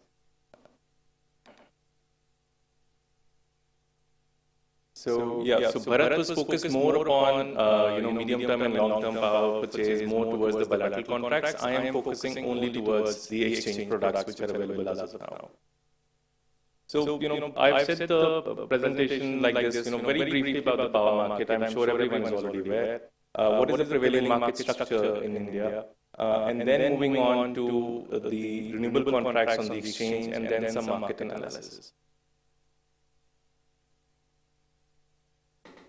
So if we talk about, I'm sure you've already seen this slide, but just to give you a broad view that where we stand as an installed capacity. So as on date, we have about 416,000 megawatts of installed capacity, predominantly thermal still, with about 57%, and renewable contribution is about 30%. So this is how broadly if we talk about the generation mix. This is how we stand in India as of now. This is slightly interesting, just to showcase that how typically any market structure moves or grows or transitions or evolves, if I can say. So, on the left, extreme left, we have a market structure where we have absolutely no competition, generation, transmission, distribution, consumer, no one has a choice. Then we move to a structure where we have competition in the generation sector. We have a lot of private sector participation coming in. And then the distribution system has various options to purchase power from different generators. Then we come to the wholesale competition, which presently the Indian market is situated, where we have multiple generators, we have multiple market operators like the exchange, we have the short-term, medium-term, long-term contracts. And the distributor or the retailer has multiple options, not just purchasing through the generators, but also purchasing different market operators like the power exchange. So Indian market is presently stationed here. And the next phase is going to be the retail competition, where we, you must have heard about the supply licensing concept, where we are saying that the distribution will further split down into two as a wire and supply business. There we will have multiple retailers, and the choice will actually go down to the last mile consumer to choose his supply, just like the telecom model somewhere. So this is how typically, and just like the choice keeps moving, there is a push for the market to come up with new and innovative solutions, new products. So like right now we see a lot of push towards the renewable power, and that's the reason we have new products coming in, specifically catering to the requirement of the market. In terms of the present market structure, we have broadly three kinds of contracts. We have short-term, medium-term, and long-term. So all contracts up to period of one year come under short-term, up to 5 years come under medium-term, and up to 25 years come under long-term contracts. Medium-term and long-term are only having bilateral contracts. In case of short-term, we have both bilateral as well as contracts on the power exchange. So all contracts on the power exchange come under short-term market. And short-term market, in power exchange, we again have two bifurcations. One is the collective and the other is the bilateral. In terms of collective, we have the products like day-ahead market, the green day-ahead market, the real-time market, and the bilateral segment, which you must have heard as the term-ahead market, or also the green term-ahead market. There we have the products like the daily, weekly, monthly, and recently introduced any-day single-sided contract, which is based upon a reverse auction. Moving specifically to renewable, so these are just the contracts which are available on the exchange, which I showed on the previous slide. Just to add, the exchange also has certificates being traded, which are the energy saving certificates, which we call as e-certs, and the renewable energy certificate. But we move specifically to the renewable segment. Then just for renewable, in the collective section, we have the green day-ahead market. In the bilateral segment, we have the green term-ahead market, and all contracts which are available in the term-ahead market are also available in the green term-ahead market in the bilateral segment. And this, in case of certificates, in case, let's say, you're not able to wheel power and you still want to take the green component, you have an option to purchase renewable energy certificates. Now, coming specifically to green day-ahead market, so this was introduced in October 21. Exactly on the same concept like day-ahead market, double-sided closed auction and anonymous bidding. There are bid categories. So the renewable segment is divided into three parts, which is solar, non-solar, and hydro. And the buyer can give a preference, which kind of renewable power he or she wants. But the final allocation will be dependent upon, how many sellers or which kind of seller had participated. We have a unique option here. So in case you are participating in the green day-ahead market, I'll show you in the next slide, you have an option of an order carry forward. And in case your bid doesn't get cleared, you have an option that your bid automatically gets transferred to the conventional market, the day-ahead market, and then you can take the conventional power at a premium or a discount. Similar trading happens on a 15-minute contract. So the smallest contract is for 15 minutes. And the price formation are separate for green day-ahead market and the conventional day-ahead market. This is what is very unique about the green day-ahead market. So, on the top we have the green day-ahead market segment. So we have all the renewable buyers and sellers participating in the green day-ahead market. In case their bid gets cleared, the power gets scheduled or cleared as a renewable segment, and the buyer gets renewable power. In case the bid doesn't get clear, you have an option that you can carry forward that bid at the time of placing, that the bid automatically gets pushed to the conventional day-ahead market, and where on the lower side we see the conventional buyers and sellers already there, and your bid will get added to the conventional day-ahead market, and then you'll get power at which was normally available, the thermal or the hydropower which was available. So the sellers have an option of placing a discount or a premium, whichever they want, and so are the buyers. But typically the buyer places a premium in case his green day-ahead market didn't get clear. He has an option to give a premium and buy in the day-ahead market. And similarly, the seller has an option that if he didn't get the premium he was expecting in the green day-ahead market, he can give a discount in the conventional day-ahead market, and the power can get cleared as a conventional power. Talking about the volumes, how this market has actually grown in the last 3 financial years. So, of course, financial year 2021, this market was not there. We don't see any volume there. It got introduced in October 21, and we've seen a steady increase in the volume, right from about, let's say, a humble start of about 20 million units. We today see the market somewhere about 250 to 300 million units. Predominant, you will see that the May, June, July, August, September, the renewable months, this is the time where we also see more participation and more volume coming into this segment. We have a lot of wind coming in at this time, hydro also coming in. So that's the reason we see the volume has also increased. And so we'll see the same happening this year as well. If we talk about the prices and also somewhere compare it with the day-ahead market. So this is the average market clearing price for the green day-ahead market, going from somewhere about 4 rupees to even 6 rupees, depending upon which month, we're talking about. And then we plot the conventional day-ahead market. We will see a similar curve being followed by both. We of course see there are times when green day-ahead market is available at a slightly premium as compared to the conventional market, but more or less it is somewhere following a similar path and similar price trend. Of course, this is average. There would be times when we'll see the difference as well. But in terms of the peak prices, in terms of the peak hours, the evening peak, we see the price going up to even 11 rupees at times, and in case of off-peak. So more or less the price, if you see the off-peak follows a similar trend, but in case of peak hours, we see, because in case of peak hours, so the maximum participation in green day-ahead market is from the solar generators, and we do not have the solar power available during the peak prices. And that's the reason we see that the prices have also stacked up during those hours, because the availability of that cell quantum is less. Now, if we compare the same with the typical day-ahead market, day-ahead market, of course, has huge volume going. It's the most successful product on the exchange so far.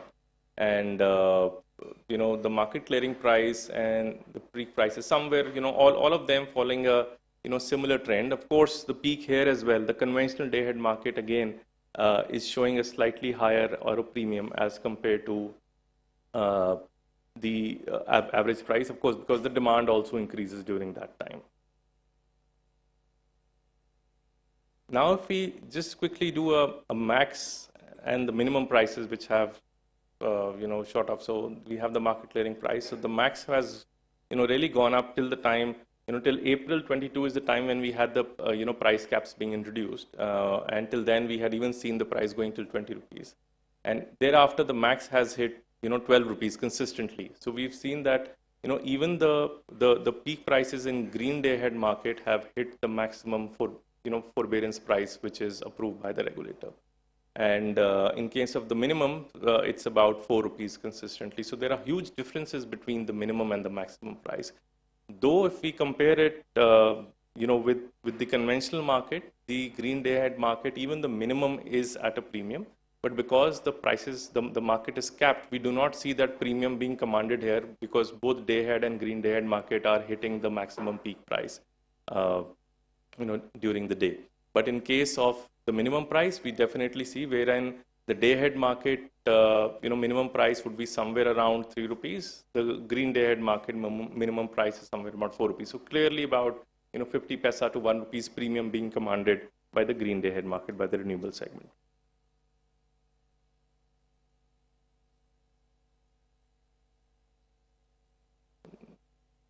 This was just to showcase the similar max and min price, and you see that we've even seen the minimum price in the conventional market go even below to 2 rupees, at times. So there are times where we see the minimum price even having a premium about 2 rupees at times. So it really depends the time of the day, the time of the month, based upon which the prices are discovered. But clearly, green day-ahead market is commanding the renewable segment is commanding a premium as compared to the conventional. This is just to showcase that, how typically the day-ahead market during the day, we have the curve in place. So if the volume and the price, so we see that the price during the, morning peak and the evening peak almost hitting the forbearance price caps of about 10 rupees now. This is for a typical day in the month of April. And the volume increasing during the day, we have a lot of solar contribution participation even in the conventional day-ahead market, because what happens is that we have the participation by the renewable sellers in the green day-ahead market where they are expecting a certain premium price in the green day-ahead market, and in case it doesn't get clear, they sell it at a discount in the conventional day-ahead market. So that's the reason we see that we have a lot of volume coming in during the day, during the solar hours. If you see from 6 in the morning to about 6:30 in the evening, we see the volume going up and the price depression going, clearly visible here. Also, what we are calling these days as the duck curve, And very similar curve for, the green day-ahead market. Green day market, of course, is, we clearly see it as solar. We see that during the solar hours, we have huge contribution of volume coming in and the price is clearly showing a depression. Coming to green term ahead market, so green term ahead market was introduced in September 20, and we have multiple products available right from within the day to a period up to 90 days. The products include intraday, day ahead contingency, daily contracts, weekly, monthly, and the recently introduced any day single-sided contract, which is through a reverse auction-based methodology. And just to showcase, I think in the next slide, yes. So this slide basically covers the details. So you will start with the daily contracts. It's available on daily basis. So the last day of bidding for a daily contract is 2 days before the delivery. The bidding time is throughout the day, and the delivery starts from 2 days ahead and up to a period of 90 days. Similarly, we have weekly contracts which are available throughout the week from Monday to Friday. And the bidding hours are 12 to 5 during the day, and you can take for just the next week or up to 12 weeks, up to 3 months. So that's basically weekly contracts. Similarly, we have the monthly contracts. Again, for a period of 3 months, we can take power in the monthly contracts.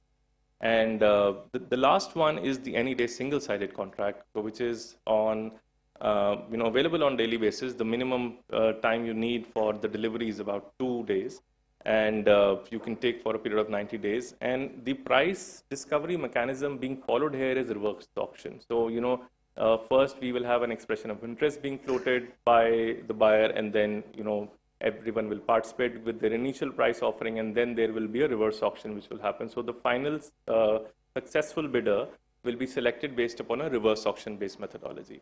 This is, gradually taking a lot of, action since it has been launched in the last 3 months.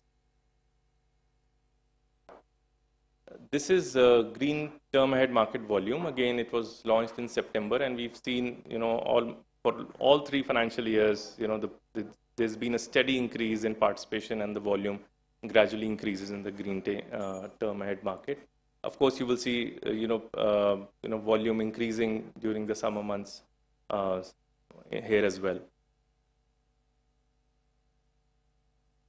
Very quickly, in terms of price, the price has been,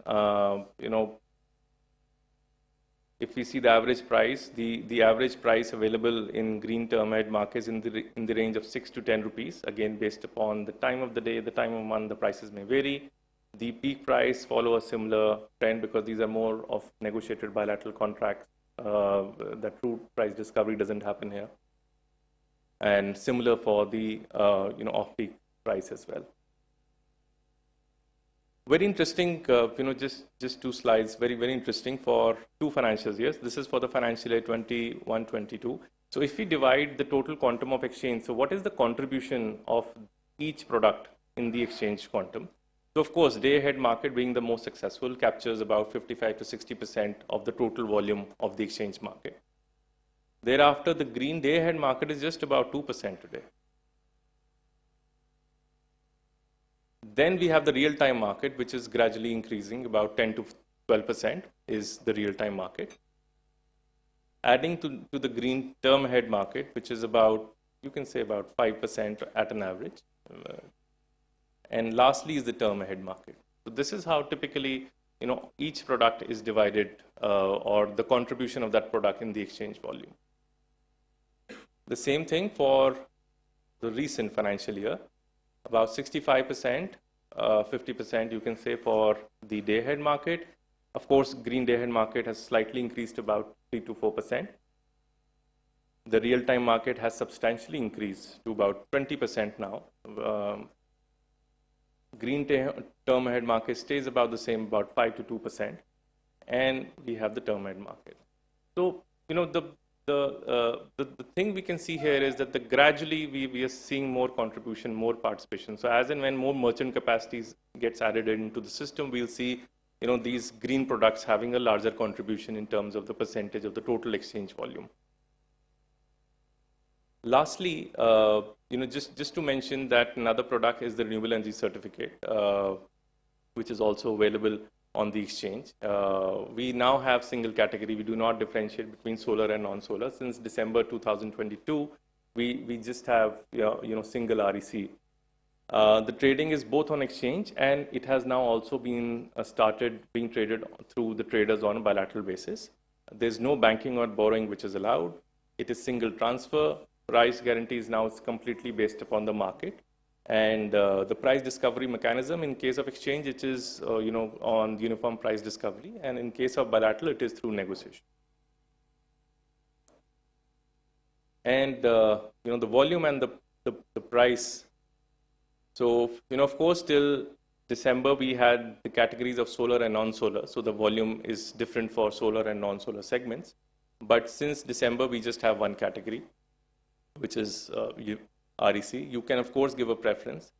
And if we see the price, the price, right from about 2000, it has, gone down. We now are seeing, since the last couple of months, a consistent 1,000 rupees price discovery on the exchange platform. In case of bilateral, of course, it has not been published yet, but we see a quite similar, close to the same, but a slightly discounted rate as compared to the exchange clearing. So in case of bilateral trading, the RECs were available at a slightly more discounted price. I think this would be it. Thank you very much. If you have any questions.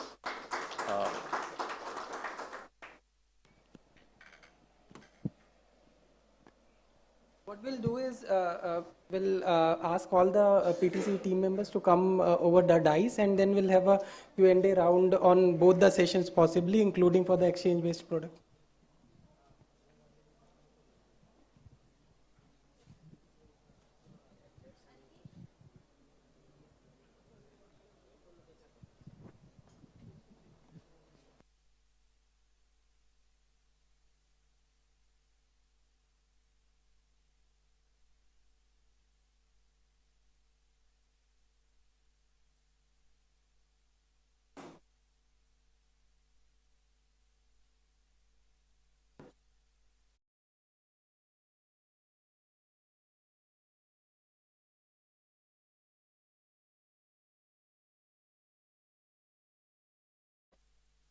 till the time the arrangements are being done, can I get a queries in case if you have?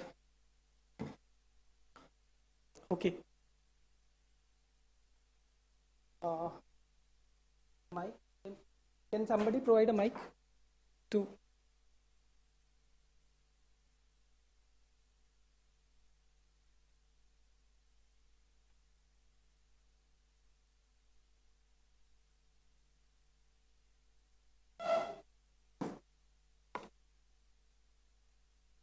It's not. Ji.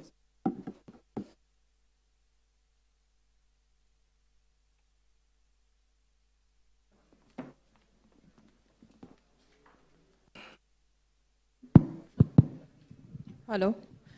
I had two questions. One was, on the last presentation, actually, if there's a actor-based or institution-based breakup of who's participating in the power market right now, in the power exchange right now. And also a question to the panelists in general, has there been an analysis of sorts about what kind of role power markets can play in the net zero goals of the Indian energy transition policy? So what benefit can it deliver, not just for India, but also for the South Asian countries? What portion of the energy sort of installed capacity or capacity addition that we are planning, what can be sort of deferred because of the power market being there? What kind of cost savings will be there?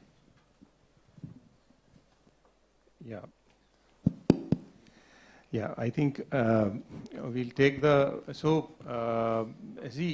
in the Indian power market right now, as Anupam has shown in the power exchanges, the contribution of the green component had started coming in just about a year and a half back. Before that, it was all conventional power with no, there was certificates which were being traded, but not green power. So, and slowly it is increasing. So that is based on the feedback from the market participants, from the generators also, and from the utilities also, and consumers also, that such a market is required. This has been developed based on the requirement of the market participants. So, and we going forward expect that the contribution will be significant. Today we are seeing about 3%, 4%. This till 2030, if you see, this would be maybe 20-25%. So definitely the contribution is going to increase manifolds with respect to the green power in the market, and that is based on the requirement given by the market participants and their even C&I consumers. It's not only about the utilities, the RPO targets, which has been fixed by the central government and then mirrored by the state regulators, but also the requirement of C&I consumers to be net zero at the earliest. So based on these requirements, the contribution from 3 to 5% will go up till 20-25%. And markets have a, markets have a bigger role to play in this based on the, right now a little resistance on the part of the buyers to enter into very long contracts. So 25-year contracts, people are a little reluctant. The main focus is now on 5-year, 10-year, maximum 5-year type of contracts because of the changing environment. So you really don't know, you're stuck with some kind of a contract for 25 years and the whole scenario in the energy market changes. So because of that reluctance to enter into such long-term contracts, we'll have more participation coming to the short-term or the market-based instead of long-term 25-35-year PPAs.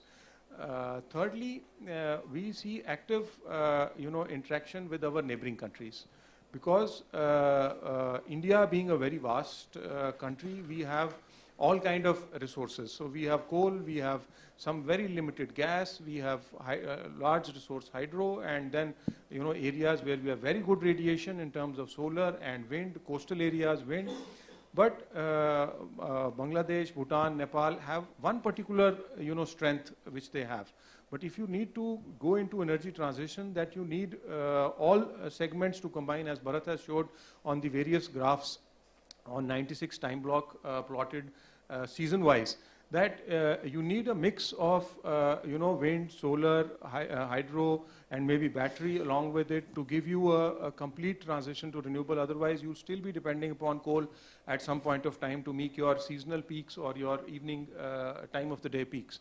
So collectively, all the region has to develop collectively, and the resources which the neighboring countries are rich in, primarily hydro, for Nepal and Bhutan. That is what we have to utilize for balancing the system, and I think alternatively we have to supply main, as Bharat showed, that solar was complementing both Nepal and Bhutan right now. But more can be worked on the wind part of it also, and that is the energy which they would be importing, and hydro is the energy which they would be exporting. And similarly with Bangladesh, as we said, that currently it's an importing country, but we really don't know in the future what will happen.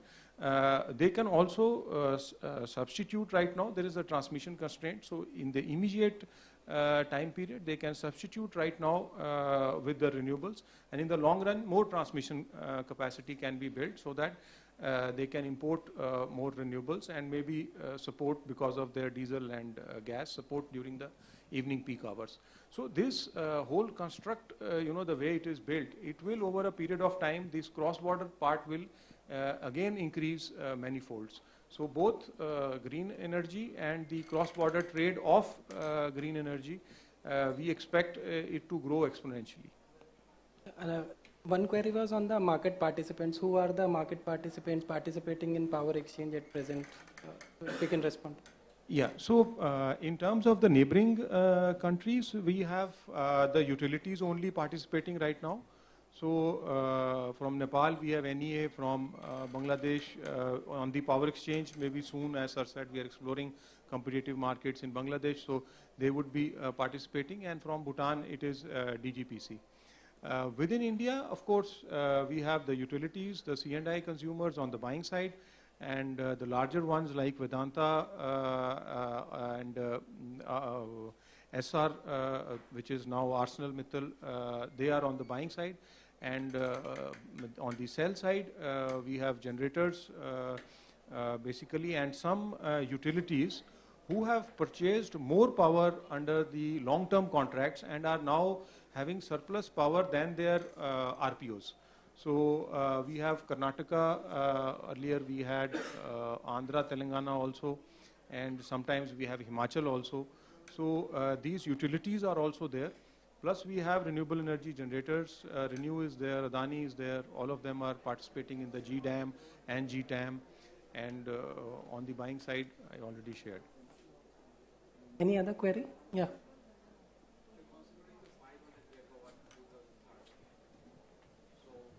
What will be the actual demand at that time for against 500 gigawatt? My question actually come later on, because during the peak hour, most of the renewable solar power may be unavailable, it's not available. At the time, what is the actual secondary source to be ready to mitigate the demand? Sir, the complete transition planned is from 2070. Yeah. So right now, 2030, the peak hours or the hours where the renewable energy is not available, the conventional sources of renewable energy are available in addition to hydro. Hydro will be there to meet the peak hours, and there is a thrust within India also, and a thrust in the neighboring countries also to develop hydro. We have introduced HPO, hydro purchase obligation, within India, special hydro purchase obligation. So you have to, as a utility, you have to buy some component of your power from hydro compulsorily. So that gives a boost to hydro power. So basically it will be a mix of gas, coal and hydro. 2070, sir, there are a lot of things which can happen. There is hydrogen which can happen. There is battery storage which can happen. Yeah, so storage, there offshore wind.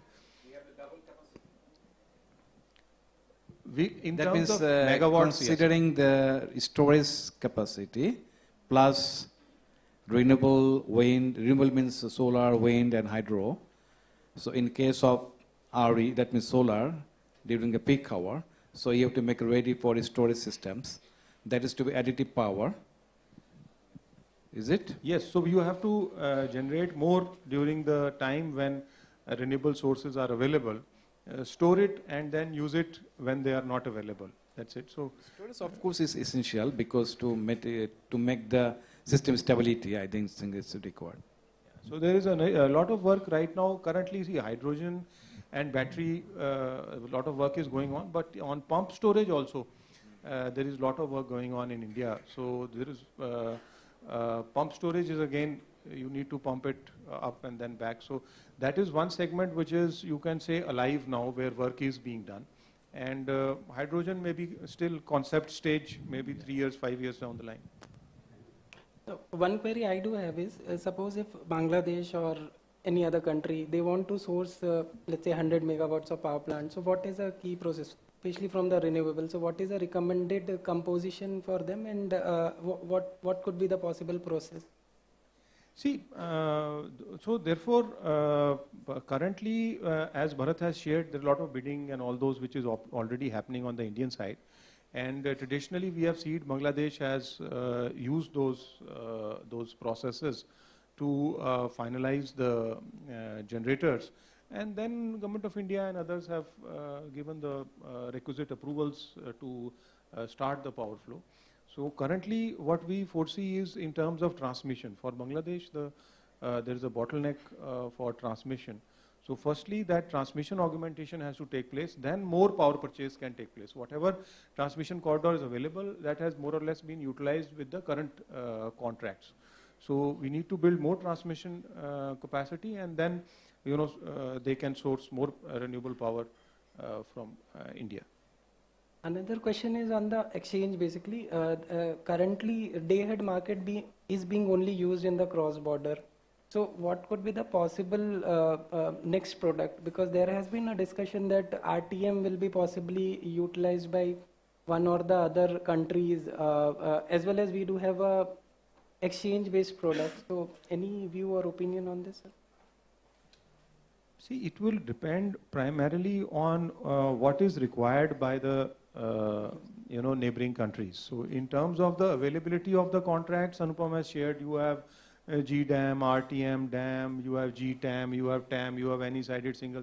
So even in the exchange itself, these things are available off the exchange also. But even in the exchange itself, these products are available.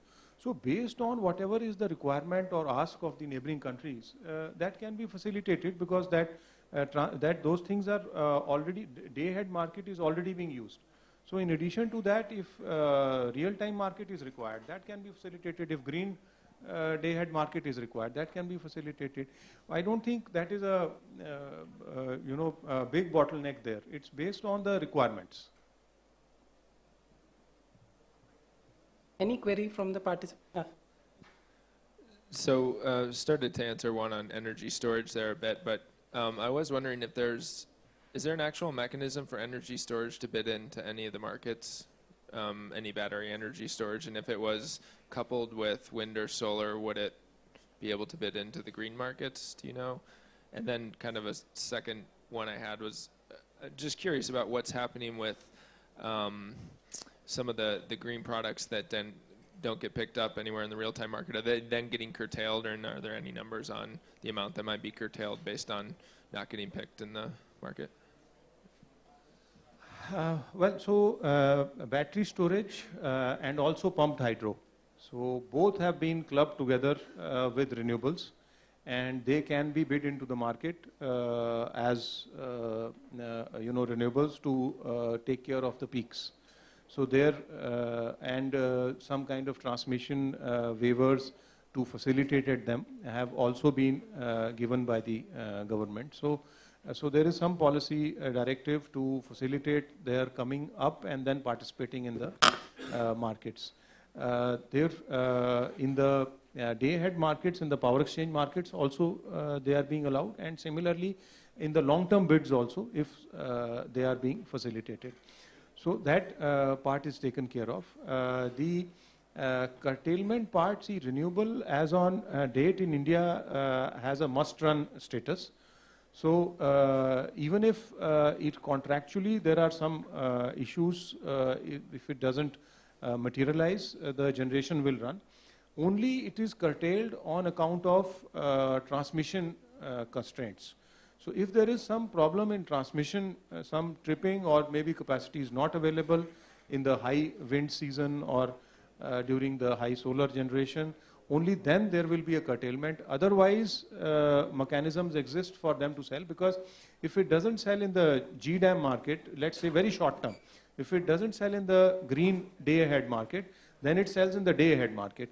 If it doesn't sell in the day ahead market, then it can sell in the real time market. So real time market is about 2 hours before, 1.5 hours before. So at that point of time you can generate, and there is no price is the only constraint. So other than that, there is enough liquidity and there is enough buyers available in any time block that the power can be easily scheduled.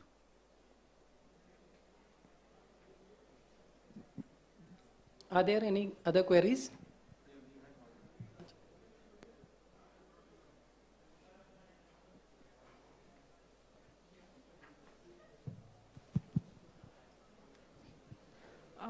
So for cross-border power trade, we are doing quite well in BBI and region, and I think we have progressed very well in this region. But we have 2 more neighboring countries like Sri Lanka and Myanmar. They are good markets also for energy, and they are also trying to develop their energy system, like particularly Myanmar. So are we planning to expand this cross-border power trade to these countries also, and do we have some plans for this?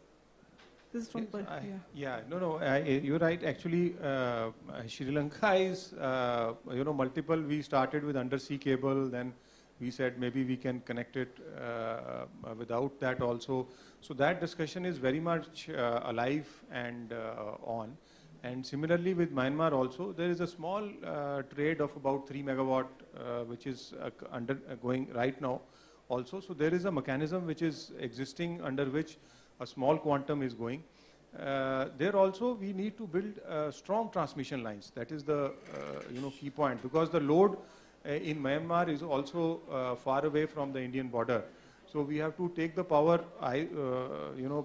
so we need a strong transmission connection, and that also is in active consideration. So, but a little futuristic, maybe not in the next 1 or 2 years, but it is there on the table. Okay, thank you. So, adding to the point, in fact, on the Sri Lanka, basically it has advanced in the current context, and there are certain studies which are being undertaken by some of the funding agencies, and we expect that possibly in this year or so, certain announcement might come up. But let's see, the execution part and the actual trade part will anyway take at least 3 to 4 years of time minimum. So that has advanced in the recent past, specifically for the case of Sri Lanka. So I think we'll wrap up the session, because it's on the next session will be there. So I'd request USAID team to join for the photograph session, and I thank PTC team for joining here, and USAID and SAREP team for giving an opportunity to present PTC on this. I think you are the only. Thank you.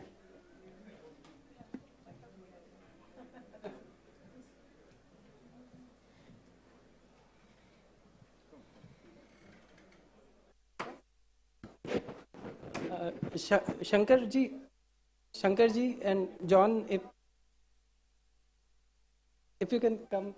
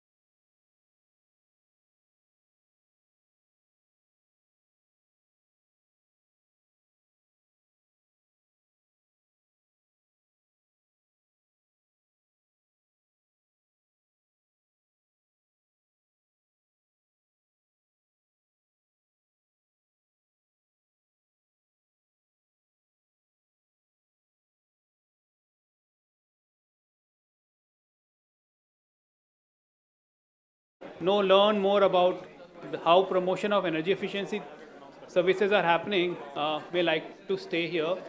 May I request everyone to kindly settle down, please?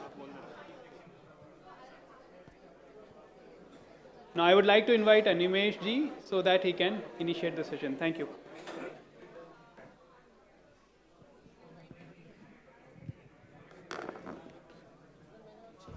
Good afternoon, everyone. A very warm welcome to you all to our this session of clean energy and initiative of how energy services company have been performing in the energy efficiency field. I would first like to start with our flagship program, a small video, which I would like you all to have enjoy and sit back and enjoy till the time we ask our guests to settle in.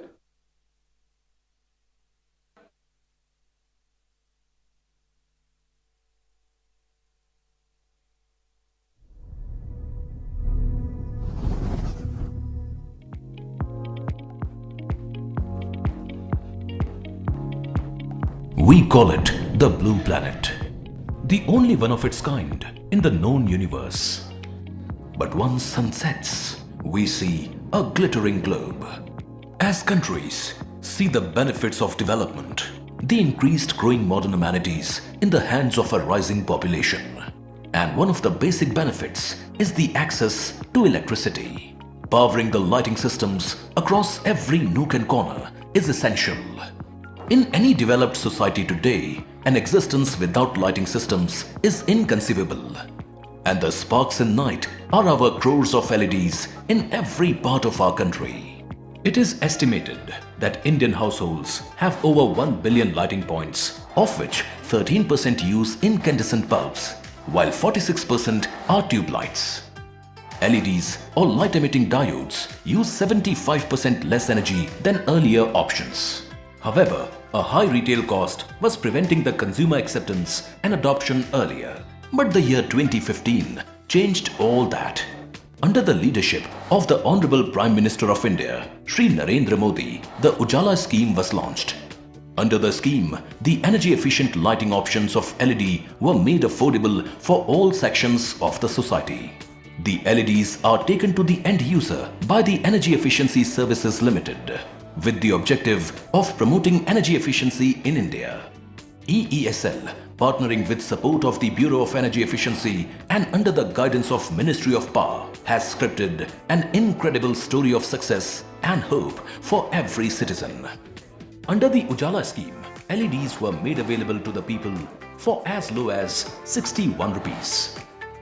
Since the inception of the Ujala scheme, more than 1.6 billion LEDs have been deployed by the consumers. This has resulted in a saving of 387 million tons of CO2s yearly and more than 47 million kilowatt of energy savings yearly.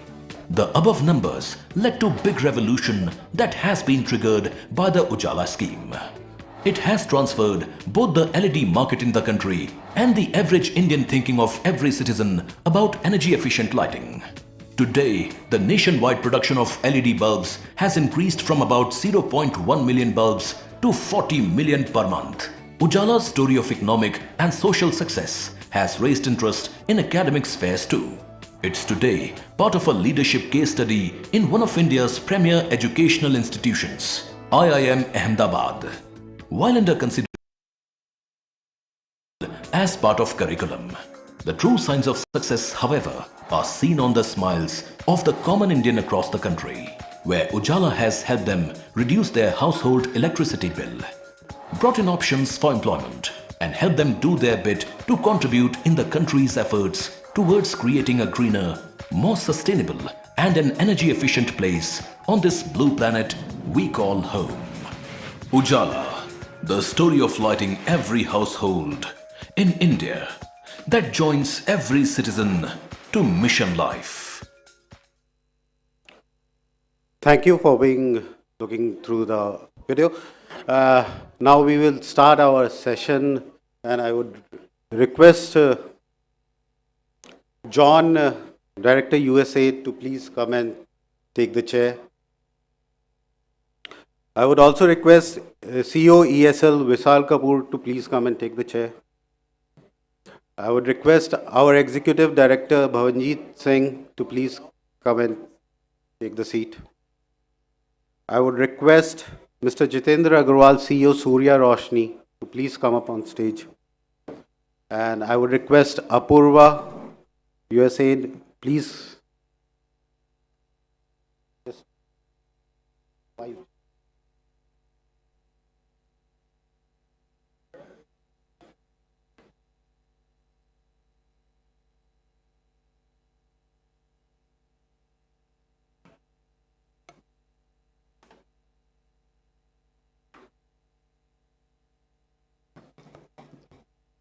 It's been a really great journey for ESL as a ESCO and becoming a super ESCO and transforming many things which is in energy efficiency horizon which is seen in India. Being instrumental in paradigm shift of lifestyle and lighting in India and contributing towards the nationally declared goals of achieving carbon mitigation. Taking it forward and not consuming more time from our slotted time, I would request John to please come to the dais and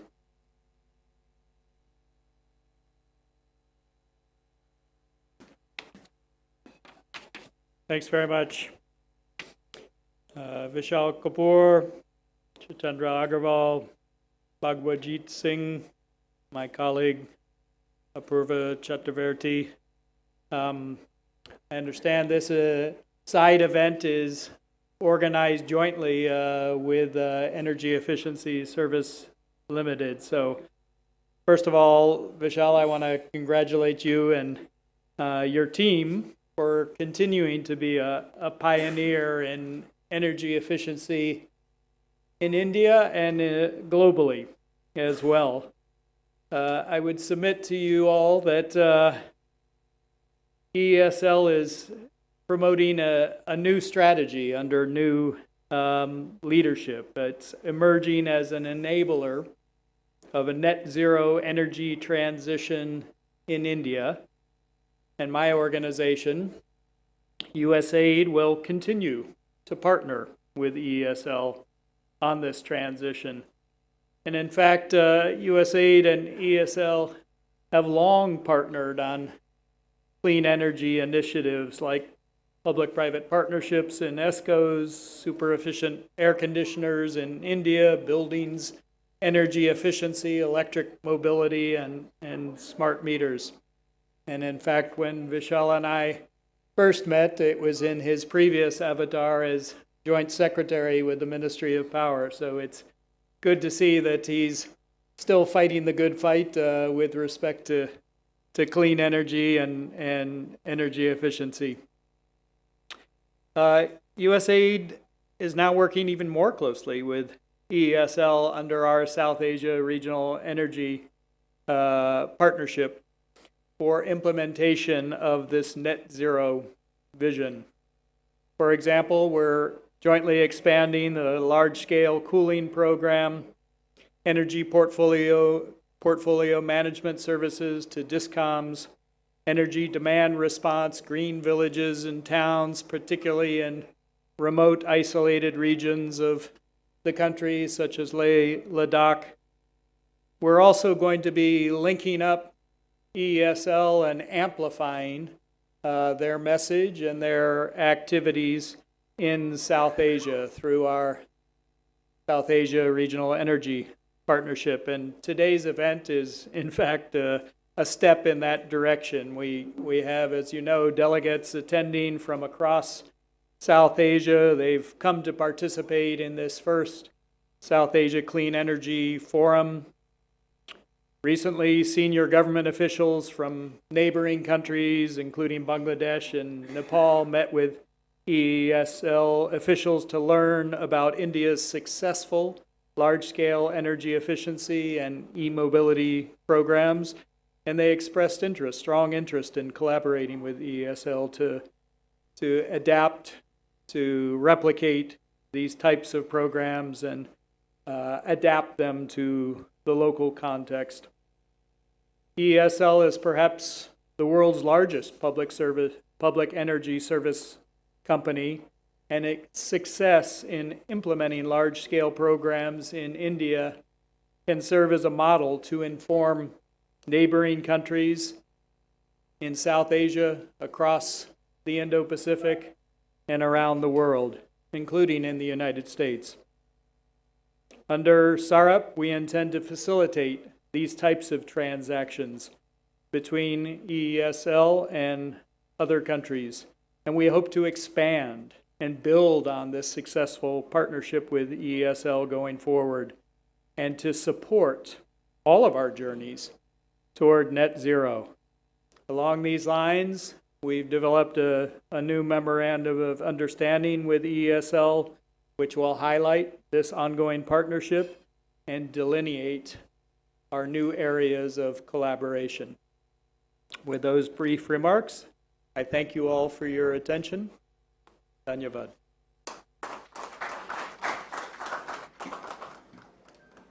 Thank you, John.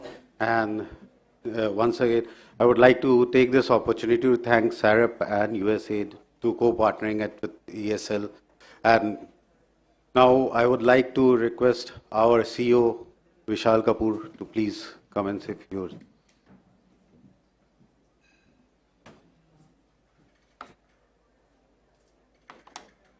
It was a bright and sunny day about 5 or 6 years back.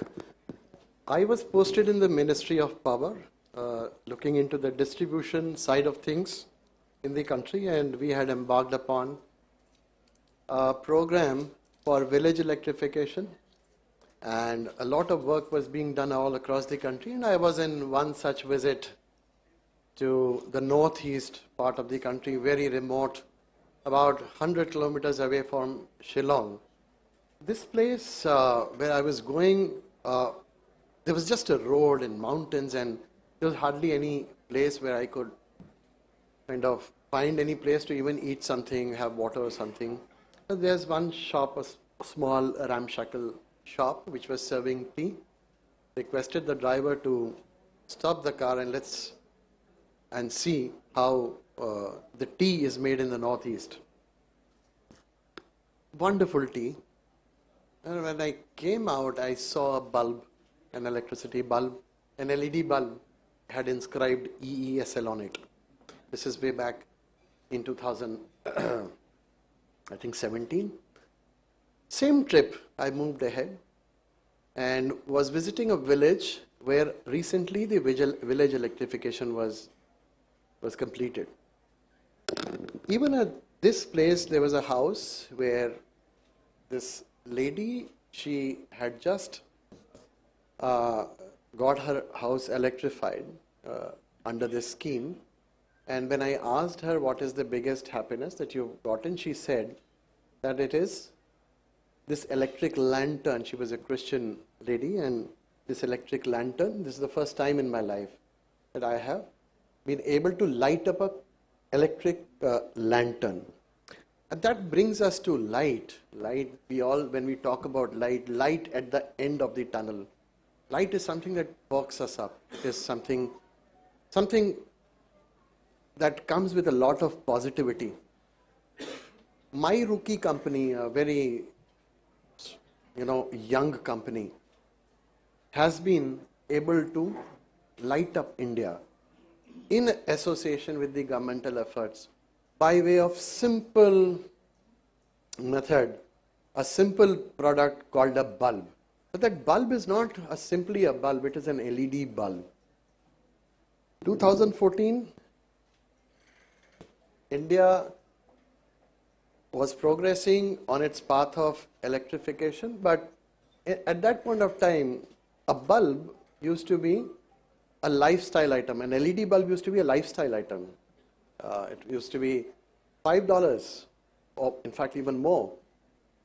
ESL, my company, at that point of time, distributed 370 million bulbs all across the country, created that demand. And ultimately the prices, with the association of the industry, wonderful work done by the industry. But ESL aggregated demand, and the prices came down by 90% to such an extent that now an LED bulb is a household name. I was speaking to some international audience some time back. The LED bulbs still cost $5 to $6 outside. This is the story of aggregation. My company is very intriguing. It's a maverick company, and I used to be, at that point of time, I was outside, and I used to think as to how this company is able to deliver so much in so little time. It's a completely maverick company. It's able to create markets where there are none. It's an honor that I lead this company today. And over a period of time, this company has done so much. LED street lighting, 60% of Indian roads today are done by ESL. And it's not that anybody cannot do it. People are doing, because rest of the 40% is being done by people. The fact remains that this is the company which germinated this concept. The market didn't exist. This created a market. And even to date, we would be generally be around 25 to 30% cheaper than any of the other participants. What is that magic? What is the magic this company creates? This has always been, I have been thinking around, and now that I am starting to learn how it creates magic. We entered into smart metering at a time when there was a lot of emphasis, but the market was somehow not growing. ESL came in the middle, stuck its neck out, and bid out 50 lakh smart meters, and dropped the prices to almost 50%. And that spurred a demand and an acceptability of smart meters across utilities, that yes, it is possible. Yes, demand aggregation, doing projects at scale does help. And not only that, it came out with a completely different approach. No purchase of smart meters. They just made a business model which was spread over a period of time. The wedlock between the smart meter provider and the utility spans over 6 to 7 years in ESL, and now in the government, when they have come out, this wedlock has been increased to 10 years, as opposed to a time when metering was just seen as a product that you just bring the meter and just put it, fit it, and forget it. Solar, a lot of solar parks have been coming up, a lot of emphasis on renewables, even rooftop solar was being talked about, but my company started this concept of feeder level solarization at 11 kV level, which is again something as a first, and now basis that a large number of states are also coming out with solarization at feeder level. Electric buses, another thing. An electric bus costing 1.5 to 2 times the price of a CNG bus today is available through the magic of the subsidiary company of ESL at a price which is 30% lesser than diesel and 18% lesser than CNG. How is it possible? How has it been made possible that something that had no financial justification is now getting so much socialized that almost 16,000 buses over the last 1 year we have been able to aggregate, and this is only a start. We are going to go ahead to 50,000 in this year, 50,000 electric buses with acceptability from all stakeholders. We are into tri-generation. You talk about energy efficiency, or we are into it. We will be implementing a tri-generation solution in 5 islands in the Andaman and Nicobar Islands over the next 1 year. Battery solutions, our company value chain also is getting into battery storage. We have a pan-India presence across all states almost, when you have 60% of Indian streets loaded with electricity, LED lamps from ESL, obviously that presence will be there. So much so that whatever interventions we have been able to make, 12 gigawatts of avoided capacity. 12 gigawatts of avoided capacity in this country means 96,000 crores. That is the leverage that this company of asset base of 10,000 crores and an annual turnover of 2,400 crores has been able to make so far. But then we have not even touched the tip of the iceberg. We feel that there is so much more to do. What you need is a catalyzer, and which we imagine ourselves as being the catalyzer for such things. Decarbonization goals are extremely important for combating climate change. We owe a responsibility to our future generations. And whatever we do, 40% of this, whatever contributions every country are making towards decarbonization, 40% is going to come through energy efficiency. The problem is energy efficiency is not visible. It's in every single home, it's in every single hotel, it's there every single industry. It is not visible. And whatever is not visible is not salient, and that's why it's normally an underdog. The challenge is that we need to make it more salient, need to make it through an aggregated way and bring all the projects, all partners together and make a marketplace which can make this thing happen for a simple reason that energy efficiency anywhere, most of the cases, energy efficiency does not require anything other than market-based interventions. It makes a pure economic sense in most of the cases.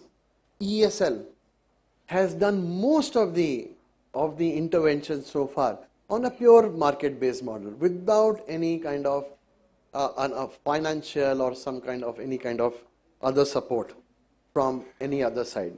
And this itself is a case study. We are going forward.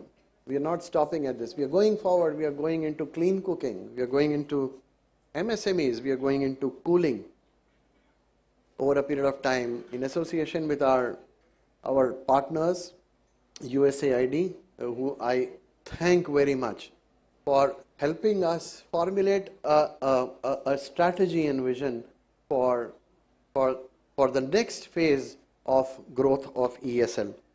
We have been scaling up international partnerships. We work abroad as well. We have presence in even developed countries, UK being one. Energy efficiency is both a business and it's also a movement. The Honorable Prime Minister, he has given a call for Mission Life. It's all about conservation. It's all about an individual as well as collective ownership towards our energy conservation efforts.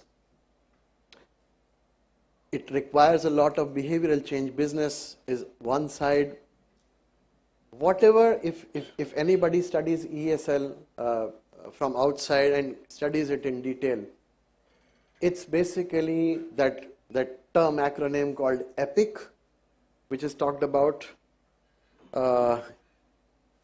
extreme positive incentives. ESL has been able to make things possible by giving extreme positive incentives. Incentives to such an extent that the offer is very difficult to refuse. At the same time, behavioral change is something which is very important.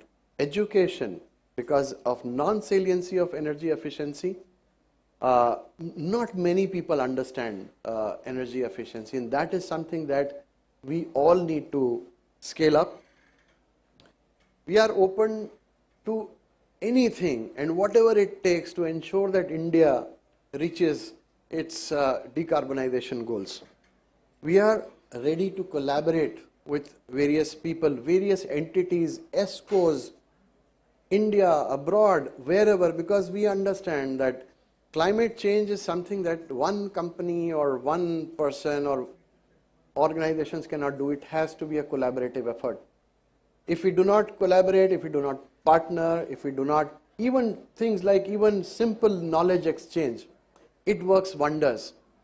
Why is it that, do we think that ESL, whatever it has done in the past, has it been possible only because of its own internal people? Absolutely not. It is because we have interacted with people, we have interacted with industry, we have interacted with international organizations, we have interacted with all kind of participants, consumers, to make things possible. And that is why we cannot limit ourselves only to India, and we are very happy to do any kind of knowledge exchange programs where we can help any kind of an organization or any kind of a government to achieve their own decarbonization goals. Let us collaborate. Let's come together to make Earth a more livable place and make future generations really proud of us. I thank USAID for hosting this important program, because energy efficiency is something that needs a real fillip as of now. Thank you, John, and thank you, Apurva, and all your partners for helping us in a way to come where we are, and we look forward to more such collaborations with you and all possible countries in South Asia as we go forward. Thank you.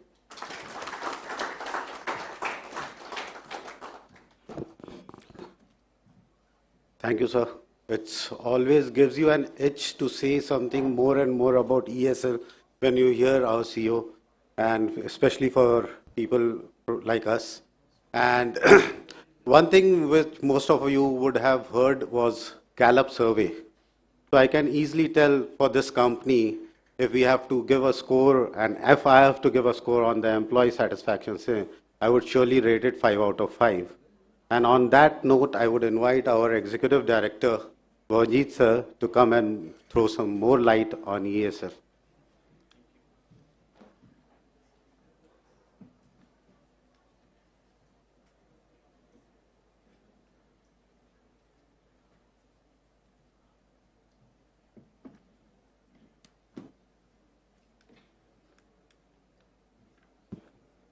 Thank you, Animesh.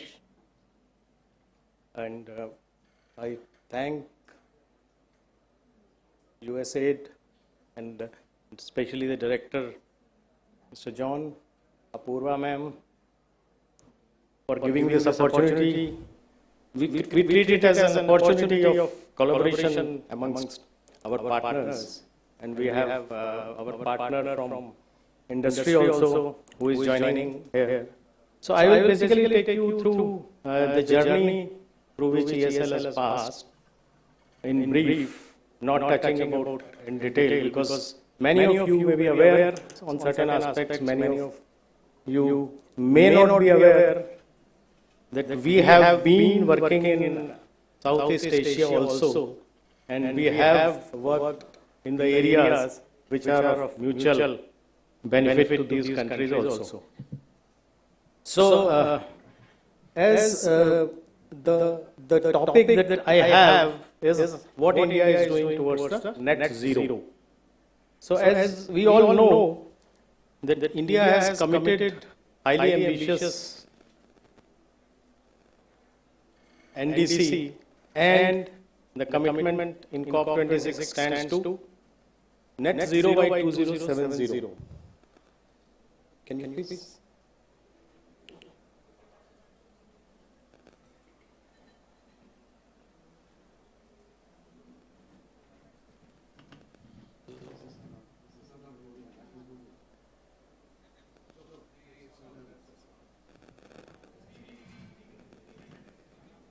Anyway, so we have a target of 45% carbon intensity reduction by 2030 as a country, and by 2070 we have to be net zero. We are very much on that track, Thank you.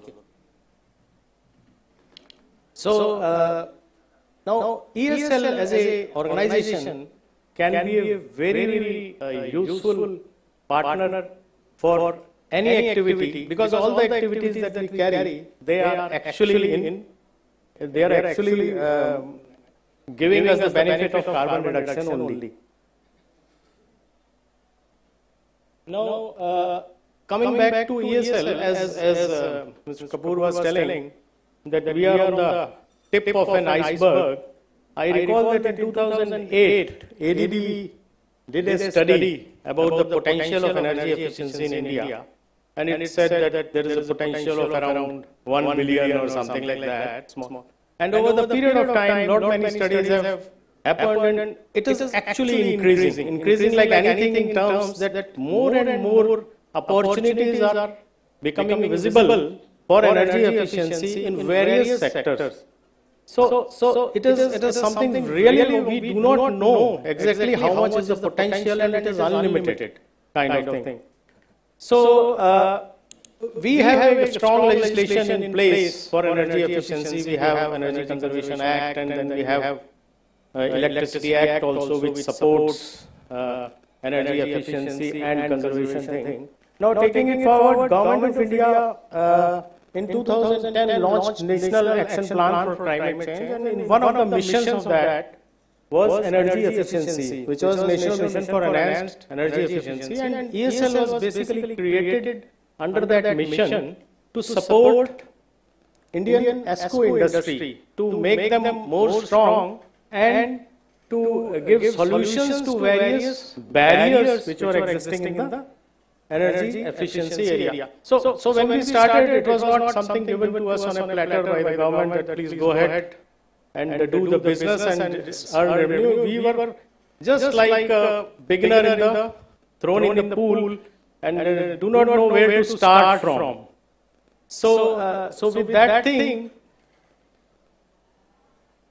we were formed by top 4 companies in the power sector who became our promoters, and NTPC, as we all know, a major in the generation side, Power Grid in the transmission side, REC and PFC in the rural and other financing arrangements. So all these companies have today, I mean, even at that point of time, they have a net worth of more than 30 billion USD. So we had a very strong parentage to begin with, but the challenge was how to overcome the barrier and to create awareness in the market for energy efficiency. So in fact, what share holdings has been shown here, it is current shareholding. So initially when we started, all 4 were given the 33% each.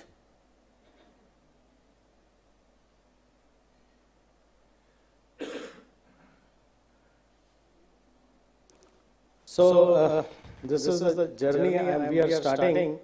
So when we started in 2010, after formation, we started with LED bulbs as the first of our business plan program, and we started it on on-bill financing concept, which many of you know.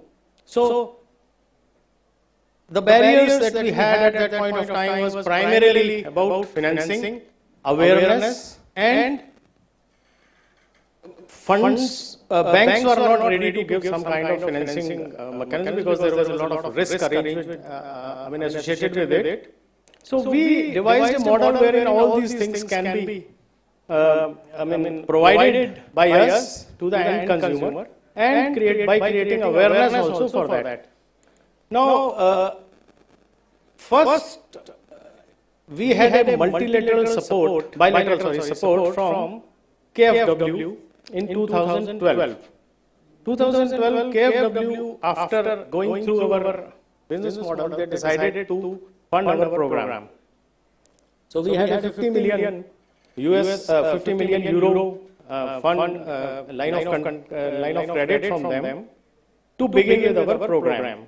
Now, in all such things, in all such programs, basically the political will is also more important. So when we started with funds, etc. from KFW and our promoters.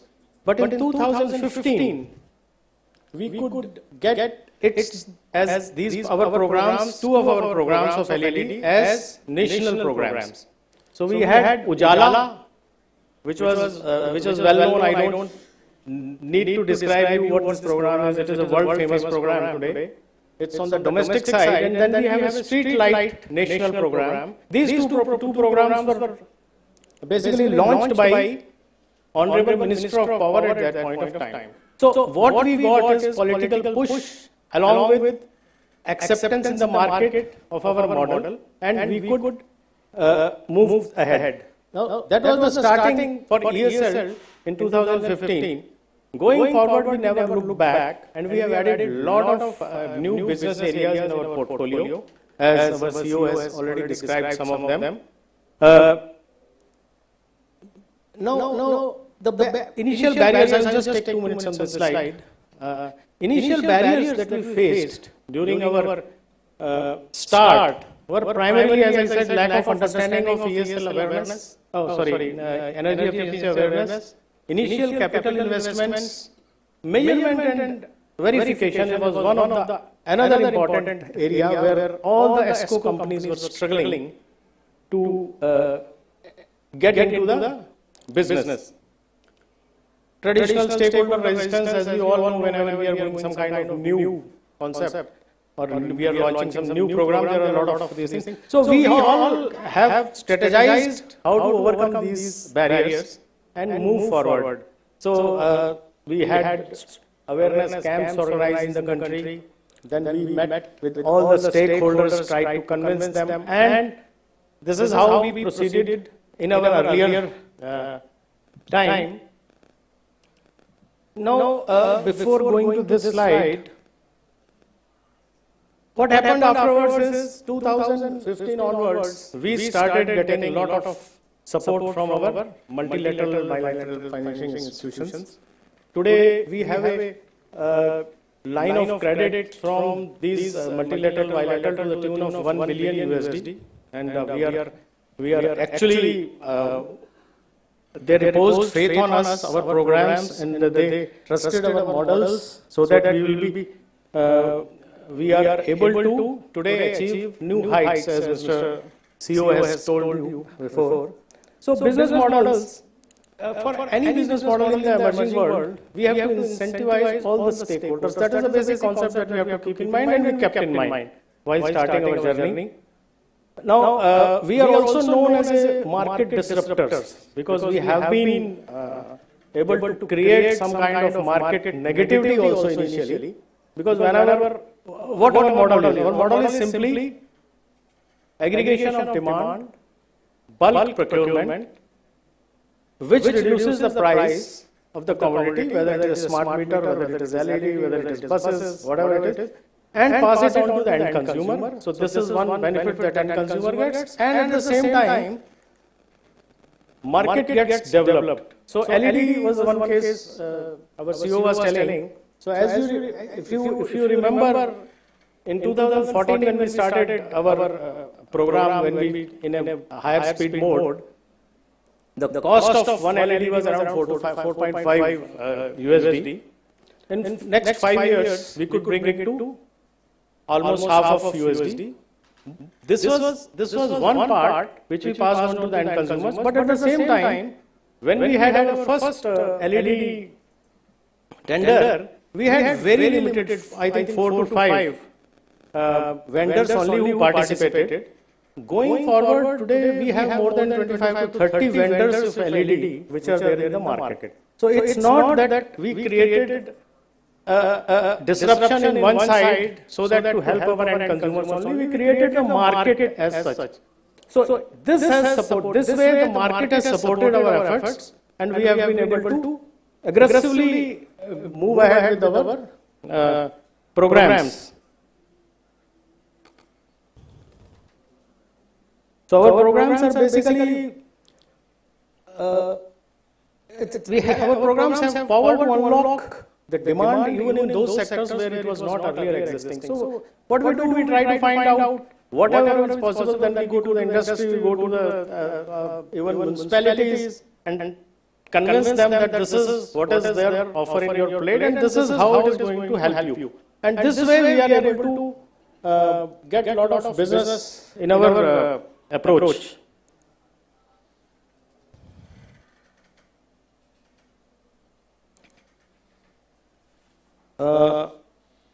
Just touching upon whatever are our current programs, we have Ujala, all we know, Gram Ujala, Street Light National Program, then Smart Metering Program, Solar, E-Mobility, E-Vehicle Charging Infrastructure,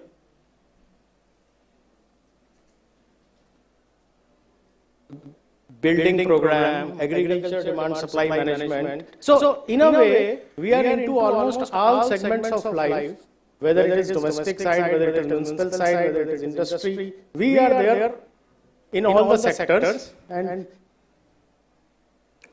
now coming back to the COP26 targets of India and ESL, even today, with immediate potential available with ESL, we can reduce the carbon footprints by 77.75 as per our own calculations, million tons of carbon equivalent.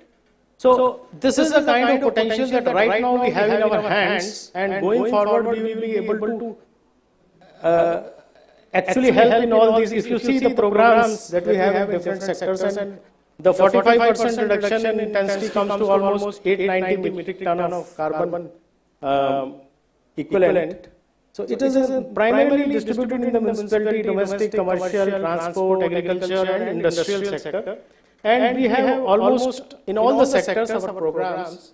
And by taking it forward, we will be able to really supplement Government of India's efforts in achieving these net zero targets.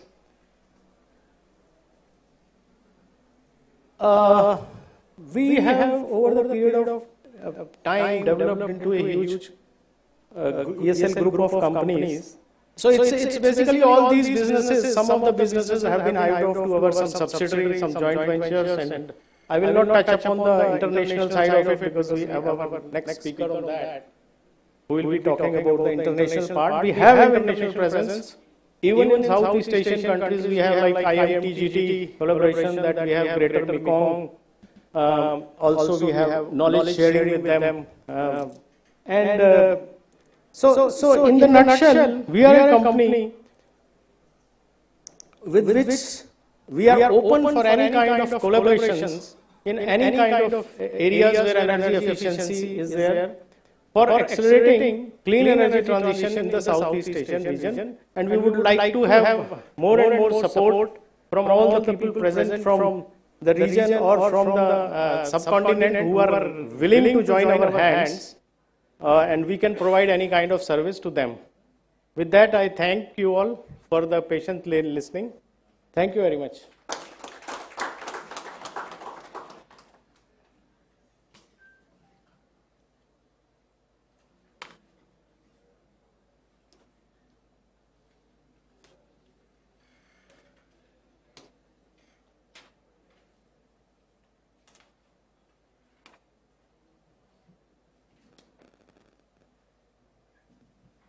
Thank you, Bhavinji sir.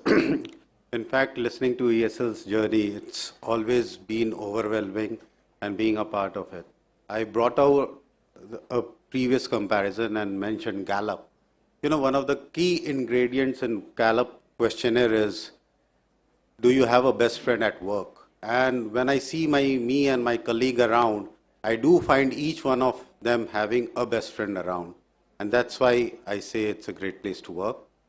Going to the next speaker, I would request Mr. Rajneesh Rana, Head Convergence, to please come up to the dais and share the e-mobility work and the wonderful way we are progressing in this, as mentioned by our CEO, that we keep on chartering to the territories which has to be built up for India.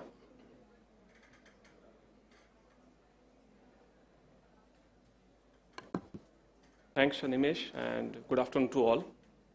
So our CEO has already narrated a story about our program, so I will take you a little bit in more detail about few of the programs. So I can start the presentation.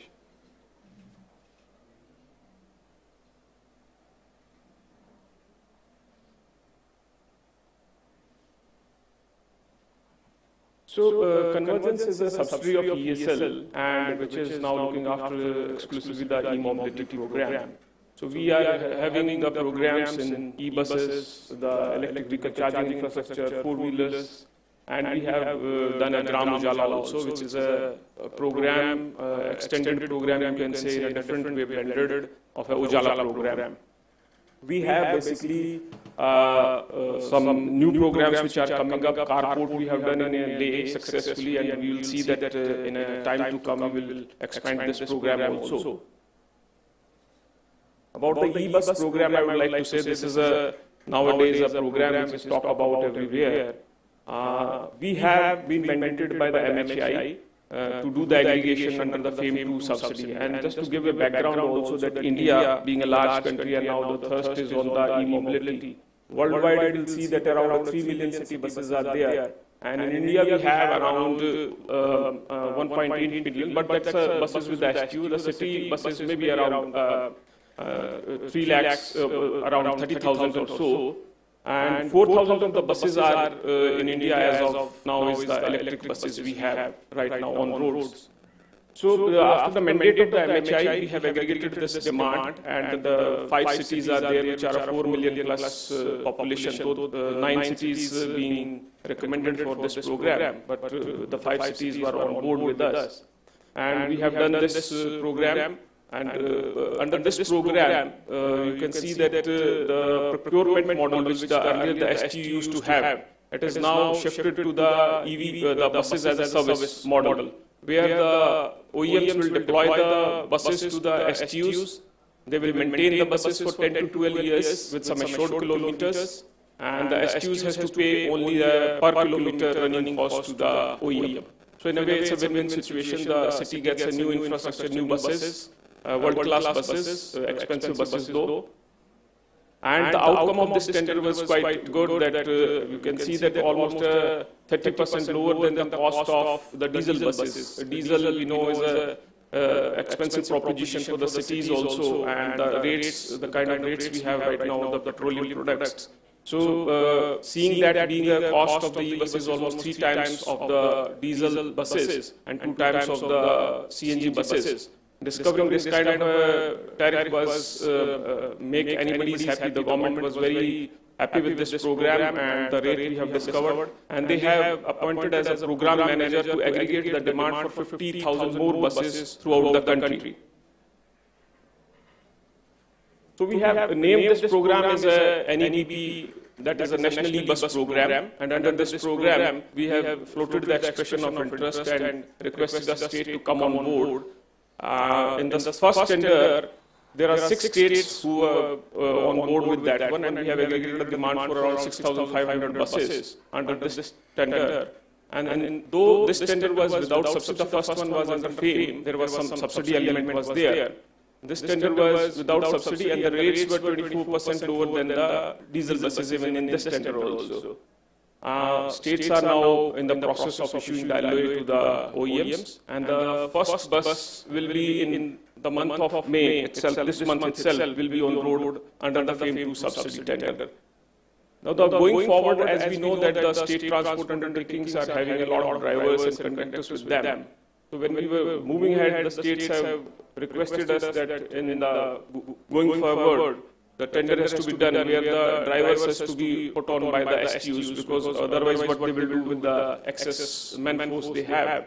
So we have aggregated the demand under the NEP2, which is a dry lease model, and around 4,600 buses we have aggregated from 3 states, and the tender is live, though there are some challenges in all the programs we know, and as a CSL we are in discussion with the stakeholders try to mitigate these challenges also.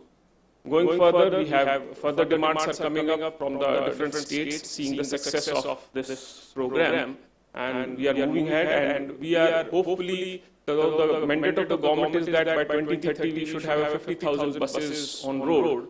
But the kind of demand we are getting and the kind of environment is being created, I think by 2026 we can have this 50,000 buses on road. After that, I would like to take you to our e-4-wheeler program. This is the ESL has one of the initiators, always in the programs of the energy efficiency. In the electric mobility also, the ESL started its journey around 5 years ago, when there was not much of e-vehicles used to see on the roads. So this program was inaugurated by the Honorable Minister of Power. And the mandate of this program was just to carry out the market transformation of the electric vehicle, like we have done for in the lighting sector also. And I am happy to inform that you can all know that also maybe, that we have almost 2,000 vehicles we have deployed in the government departments, the state government, or the PSUs and the DISCOMs, and they are running successfully for the last 4 or 5 years.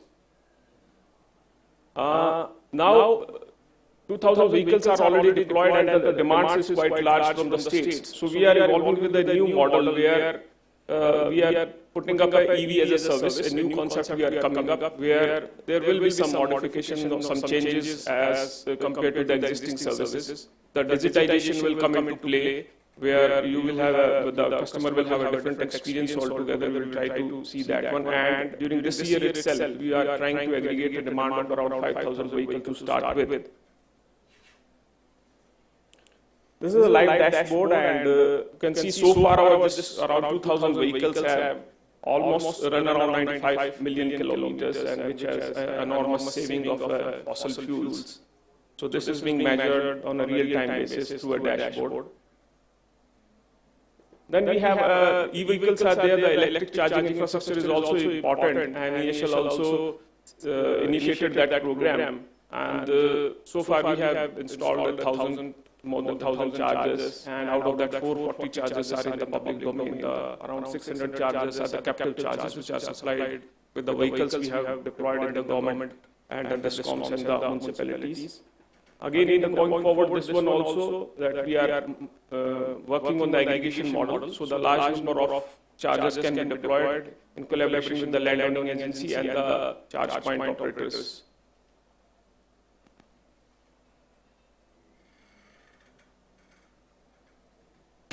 Yeah, this Gram Ujala. So you all know about the Ujala story. So this is a program which is a little bit different from the Ujala program, where the 7 watt and 12 watt bulbs were distributed in exchange of 60 and 100 watt bulbs to the rural area. Some of the states in the first phase were selected, the 5 states, and the districts under these states. And this is a unique program which is now seeing a success also. That the old bulbs were collected, the ICL bulbs were collected, and they were destroyed, and the new bulbs were given to the rural household. And 1 crore, around 10 million bulbs were distributed under this program. Now this program was in a way was innovative because the bulb which cost around 100 rupees and was distributed at 10 rupees, the 90 rupees has to be recovered from some means, and that is through the carbon financing. And in this program, now this is a 3 years replacement warranty was there to the end users. It has saved almost 141 crore of units so far, and the monetary saving of around 500 crores to the citizens of this, or the users of these bulbs, a CO2 reduction of around 1.3 million tons, and avoided peak of around 400 megawatts. So just 1 crore of LED bulbs. And we are happy that we have registered this program with at the VERA, which is one of the verifying agencies, and we have received the VCUs for under this program. And we will see that this program can be scaled up in the future also.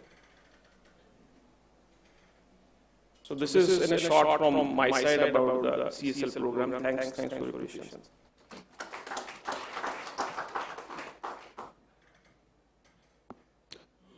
Thank you, Rajneesh. It was really great to know about the areas of e-mobility and going electric And that has been one of the key areas where our government and the country needs to focus on today. While we talk about various sectors which contribute towards the carbon mitigation, energy being one of the key, having the key percentage of that part, and in that also transportation being one of the most important contributors. Now, taking this ahead, I would invite my colleague Abhishek Gupta to please come and share the international works and portfolio of ESL.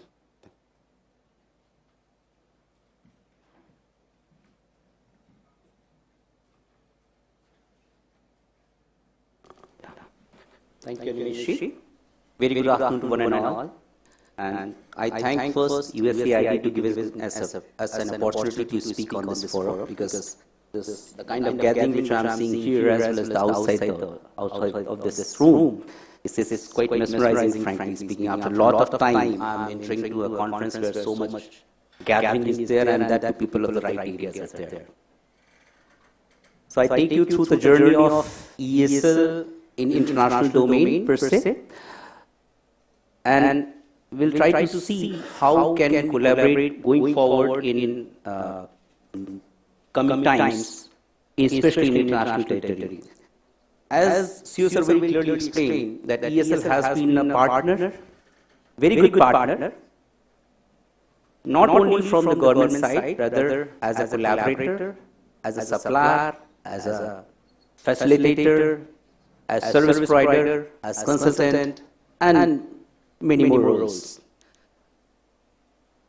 So if you see ESL, where are we right now in terms of international market, apart from India being the mother country? We see that we are there in not only Southeast Asia, rather the Middle East, Europe, and Australia as well.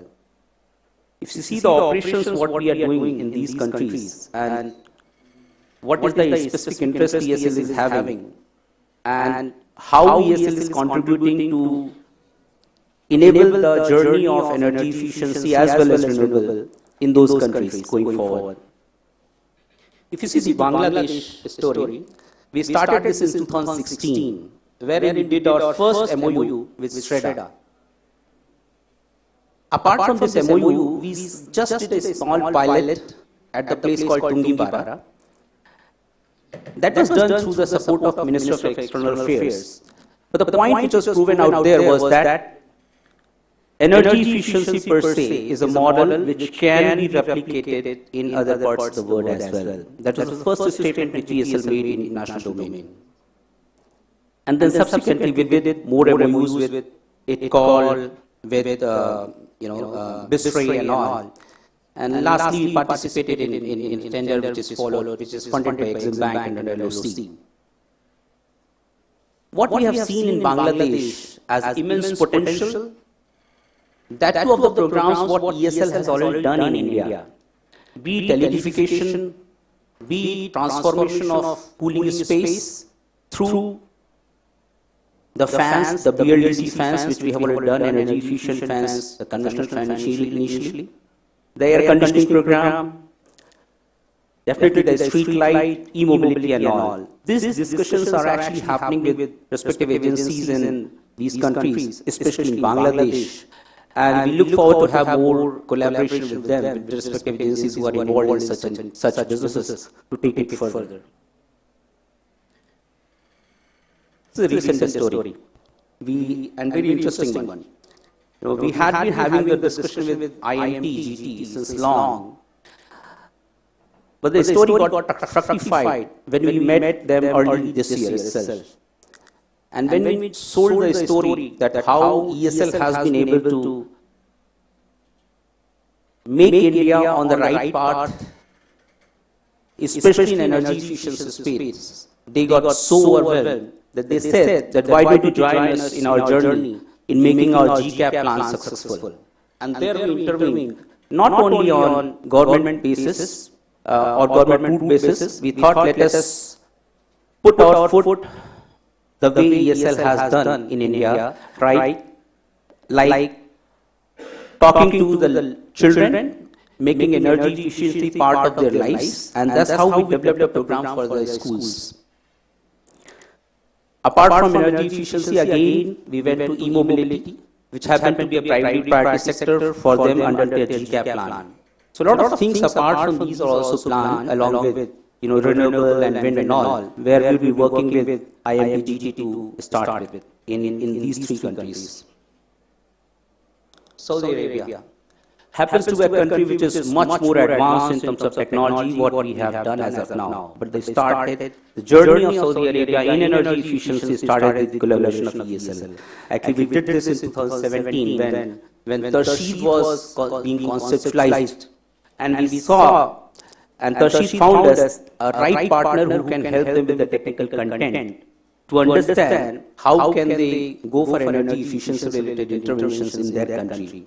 And we have been successful partner with them since last 6 years. And now they are asking us to improve the collaboration and make them their procurement partner for not only the energy efficiency related projects, rather for MME as well as solar projects, wherein they understand the capability ESL is having because of the innovative financial models what we have seen in India to be replicated in their country as well. Another news story, which is related to UAE. We have an office in UAE, Dubai per se. The operations were quite limited. But the presence was definitely felt. And the presence was felt by the leading organizations in that territory. One of them happened to be the Etihad. The leading organization funded by the government itself. They said, why don't you collaborate with us and give us the technical know-how and help us in implementing the projects. We will fund the projects. You do the technical thing, you do the entire activity, what we do in India, and we are happy to collaborate. We did that. And going forward, we are seeing large value of projects coming in UAE with Etihad itself. Another thing which happened with Ras Al Khaimah. We met the rulers of the Ras Al Khaimah. We explained the things what we do. Though we had signed the MOU earlier also, but the journey was not very convincing for them because they were not sure whether ESL would be able to do the similar activity what they have done in India to replicate here in UAE as well. Once we explained about pooling program, what we are doing here in India, they said, wow, this is something which is going to have big opportunity for energy saving there because they are actually energy guzzlers per se, especially in cooling space. We told them about the air conditioning program here. They were quite sold out. Now they are asking us to design a program based on their conditions, their specifications, their requirement, and come up with a solution which is better than what is available in the market in terms of technology, and they are ready to fund it by their own subsidy as well to a certain extent.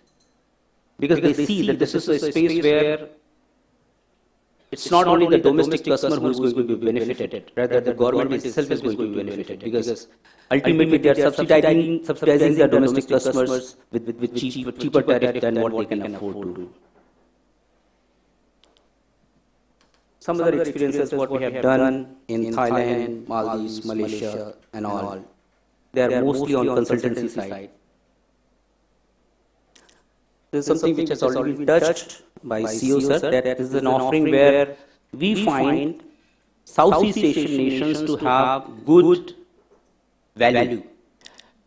And why am I saying so? This is a technology which is not only dependent on the conventional fuel or fossil fuel.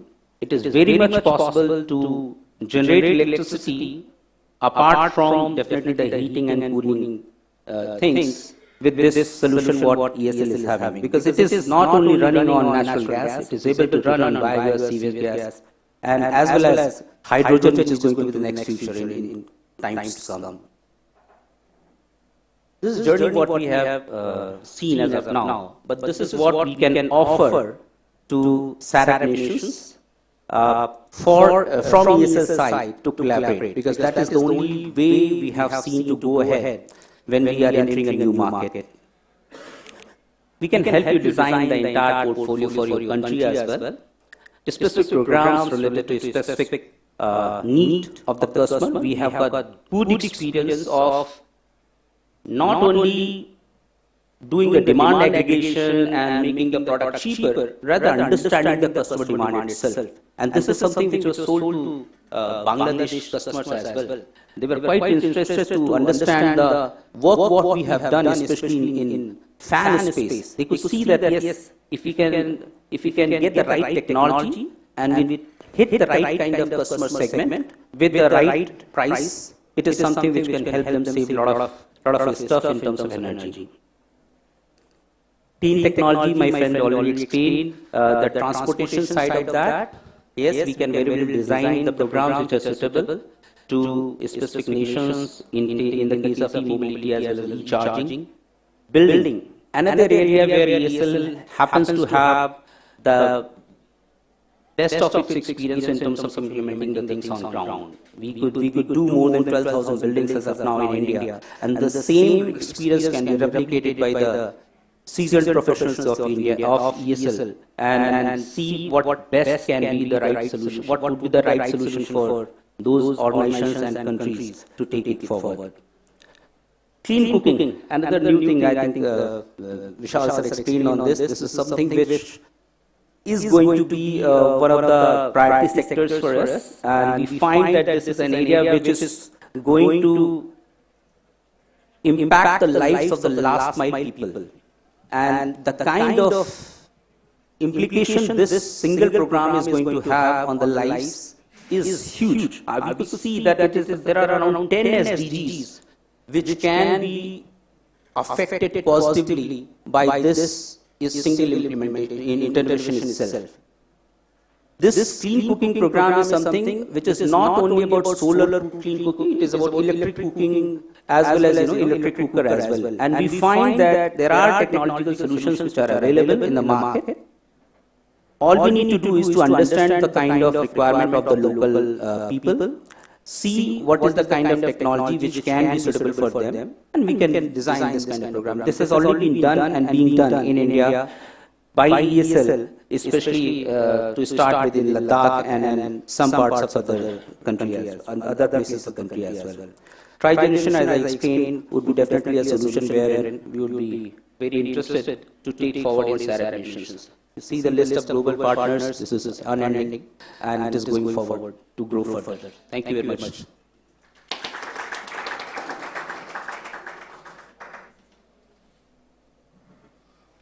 Thank you, Abhishek. And as we have heard the line, transforming lives, with ESL we transform change, which is inevitable. And that's where I go to the next speaker, my colleague, Head Operations, Mr. Anil Kumar Chaudhary, to come up and share one of the major things which ESL has given to India and the global world, the ESCO model and the consultancy features. Please.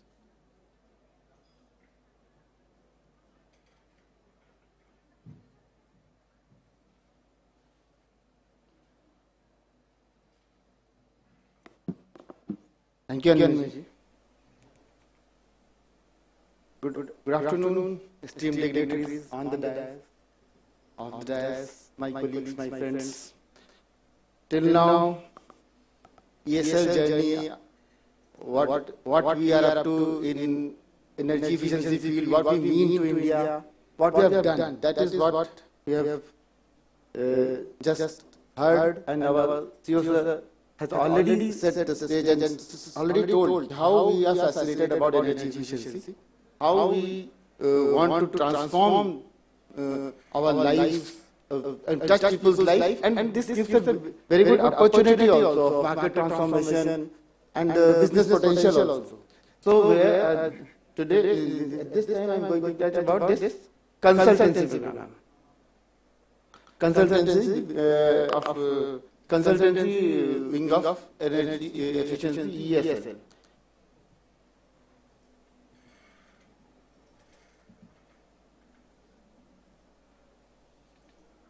What is this?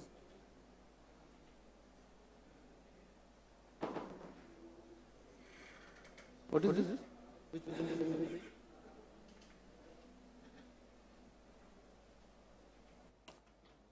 If you are putting the presentation, it's okay, otherwise.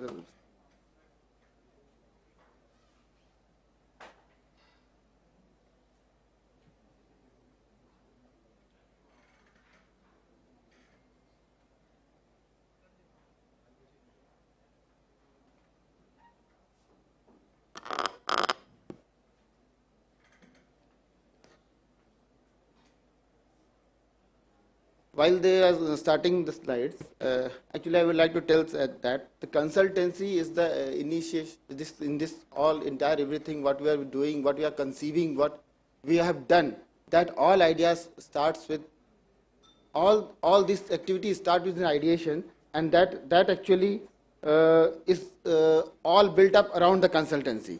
So the genesis of all the major programs is through this division, genesis of all, and whatever when we start with the pilots, when we start with thinking about any program, it starts with this consultancy division. So we start with all ideations, genesis of all major programs starts with here. Then we identify the needs. Need identifications are there. Identify the needs, and then when the needs is there, then we have a stakeholder consultations. Who are the people? I will go by the example also when I will be going further. Stakeholder consultation. Then we have a desk research for any kind of implementation. We have a desk research, then pilot implementation, and then it ultimately comes to program formulation. So that is the way we are seeing. Let's say if you are seeing success of Ujala, the street light action program, national motor replacement program, then this so all it has started within ideation and pilot scaling up, and this is the service which we all the time are offering with our stakeholders and with all the programs. So, are you able to put the slide?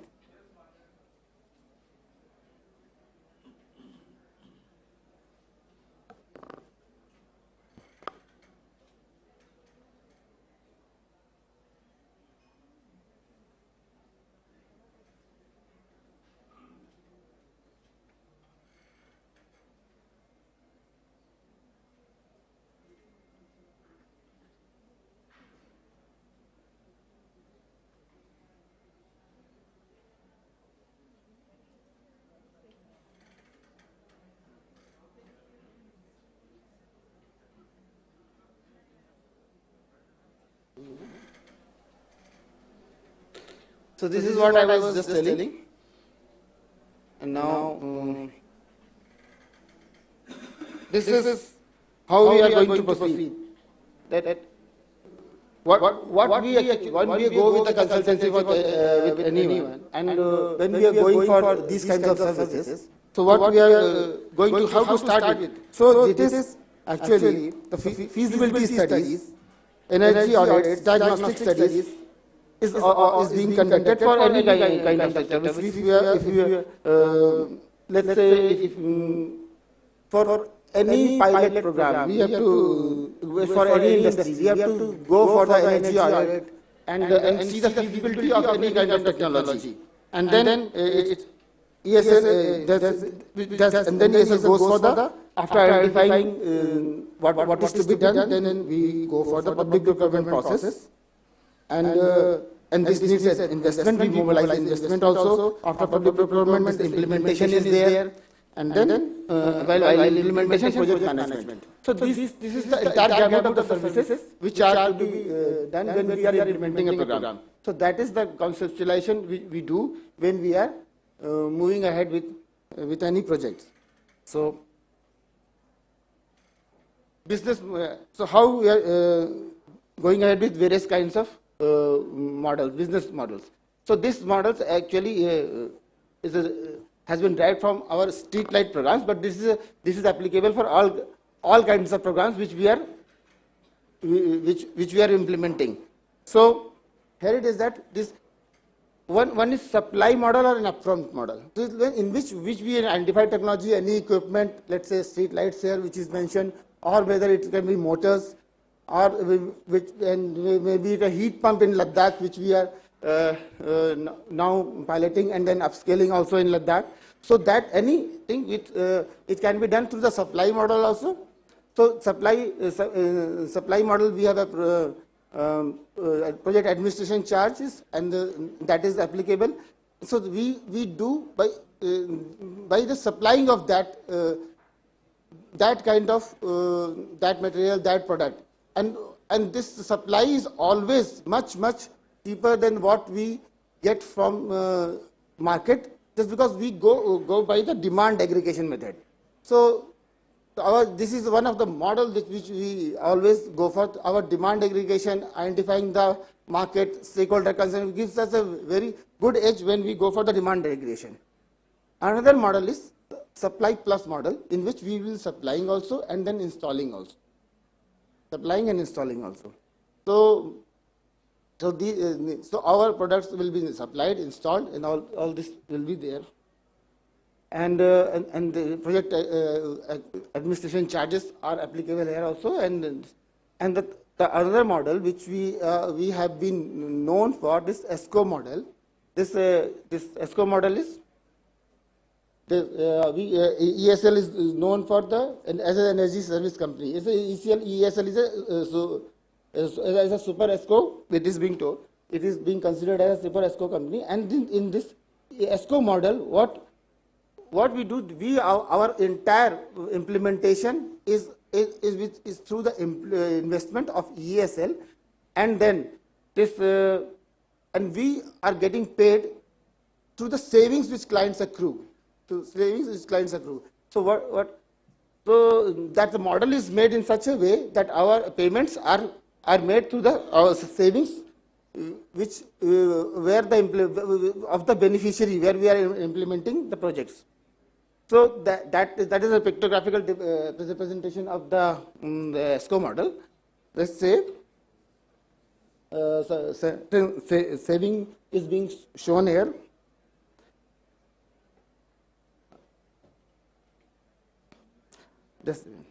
So this example has been taken of an ESCO model of a 3 years project. So certain amount of energy which is being depicted here, let's say around 19 lakh kilowatt hour units are being saved. So after implementation of our ESL program implementation, the energy saving is there. So we get a target consumption is there. And the saving is, let's say here, the example which has been represented here, as of around 70,000 units of energy saving has been shown in this example. So this saving itself will be monetized, and then you see there are two parts of it has been made in two parts. So let's say 70-30 ratio. So this A part will serve as a payment to ESL, and the B part will remain with the beneficiary. And you see the wonder of this total entire system is that the beneficiary has started saving the B part without having invested any single penny. So right from the day they have started the project with us. So that kind of model is there, and that has become very successful. For going for this option, we have our own checks and balances. We see how the credit worthy our client is, and all those checks are there. So this model has transformed our various kinds of program implementation. And this SLNP business model, which is I have told this is applicable for any of the program. So this, if we are going for the three kinds of supply plus, and this ESCO mode. So this is the comparative statements in which all the installation and everything, if you only go for installation, it is supply plus model number 2, and entire responsibility comes when we are going for the ESCO mode.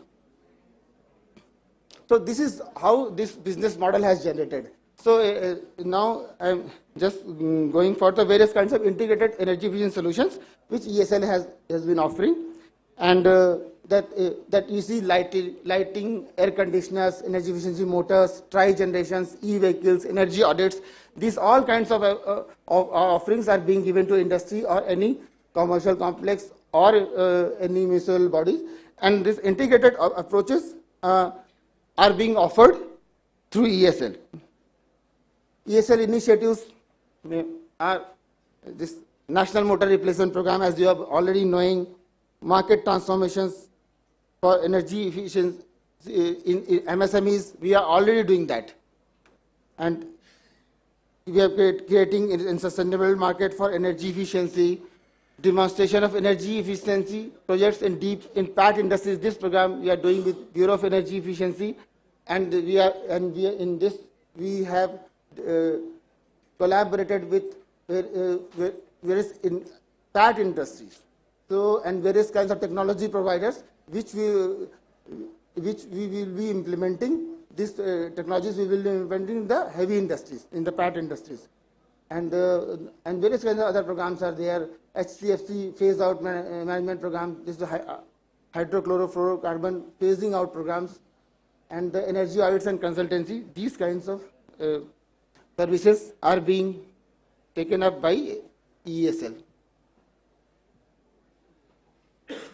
If you want to go by program, this is national motor replacement programs. This is a very the potential of this program is very much high, because India has already mandated for IE2 motors. This IE2 motors is a mandated, and we through the national motor replacement program has come up with the IE3 motors, and this cost of this is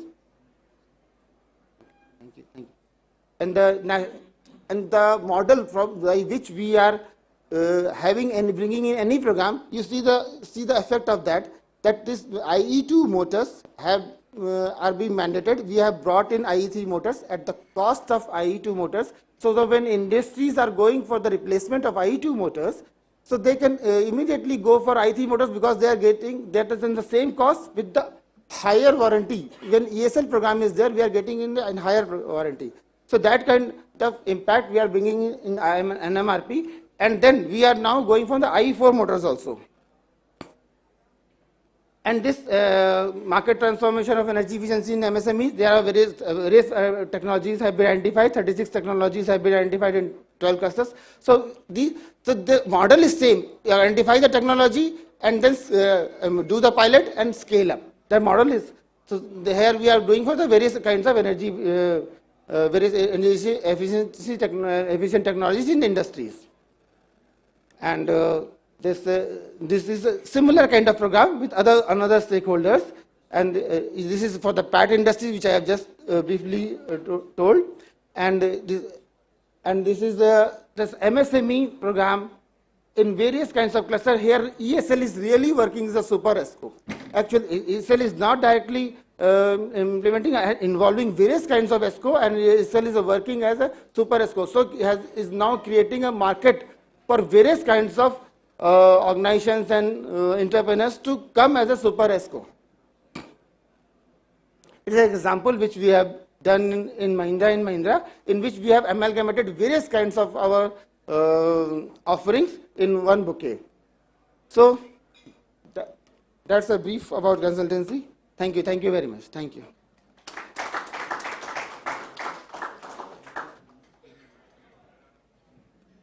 Thank you, Arid. Sorry for the technical glitch, the wrong PPT. Took some time. I would now straight away request our esteemed guest, Jitendra ji, to please come and elaborate on the industry side. Thank you, Animesh ji. First of all, I'd like to thank Mr. Vishal Kapoor for giving us this opportunity. Thank you, John, for the opportunity as well. I'm representing Surya Roshni. Surya Roshni is one of the largest branded manufacturers in lighting. Pavanjit ji said he is a disruptor, and I would say we are the disrupted. So, and the pain the industry has gone through has been enormous. I would like to definitely acknowledge that. I would like to give you a context on lighting. Lighting is, of course, a science. A black body radiates light. Let's say, I'm just trying to give you a context because for you to understand how energy efficiency can go in what context. So black body radiates light, let's say if you radiate only at 555 nanometer, the peak efficacy what is possible is 683 lumen per watt. So that is what max which you can achieve. But if a black body has to radiate white light, the peak efficacy which you can achieve is 250 250, 251 lumens per watt. So that's a max which you can get to. If you look at the history, incandescent bulbs, sabko malum hai lattu, you know, that is very famously known in the northern part of the country. It continues to retail at 10, maybe 15 bucks in some markets. It used to consume, it used to radiate light at 10 to 12 lumens per watt.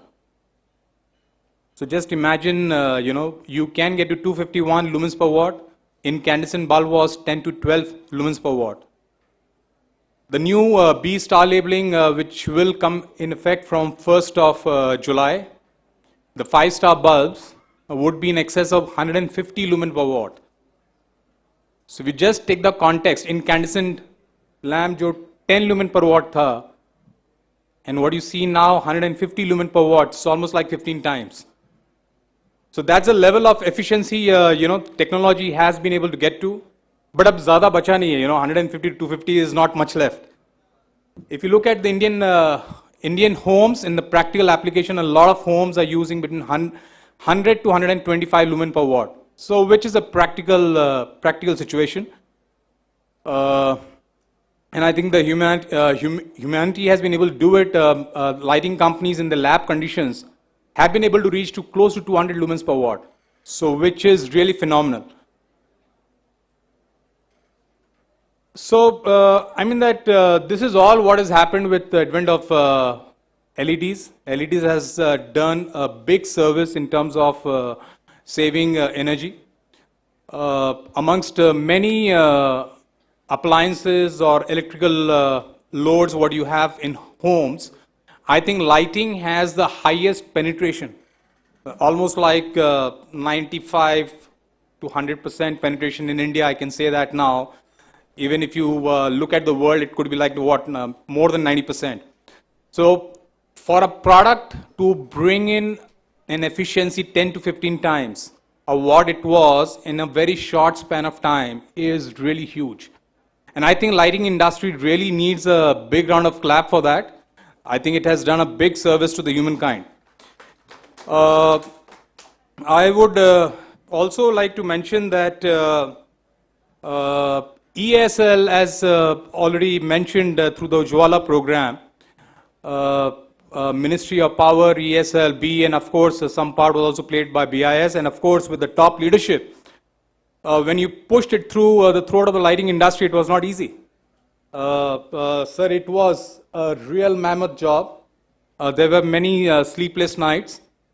The lighting industry, what happened, you know, with one big push, Hindustan में करीबन 150 crore bulb बिकते थे, 150 crore, that's a lot of quantity. आज भी 40-50 करोड़ बिकते हैं. Close to 40 crore CFL lamps बिकते थे. आज मेरे ख्याल से 5 लाख भी नहीं बिकते होंगे. So one entire industry got wiped out. Okay. There were lighting में करीबन 25 करोड़ ट्यूब लैम्प्स बिकते थे. आज मेरे ख्याल से 2 करोड़ शायद बिकते हैं. So thank you ESL for doing all the honors. But I'm sure it really helped. I think India has been the fastest amongst its peer group in different countries in the world, where the LED penetration has really gone hammer. I think it has gone, and a big round of credit goes to ESL and the political leadership for having been. So I think this house really needs to give a big round of clap to ESL. I really would like to thank ESL for having done this because it also helped the industry to look it from a different perspective. It's not easy, you know. Lighting was an analog industry. It was a process industry. Making a bulb is not an easy process.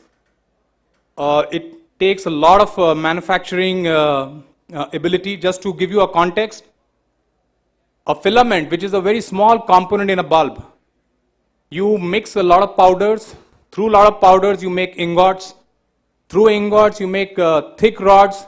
You weld those thick rods, you make thick wires, thin wires, 1/6 the size of human hair, and then you convert it into a filament.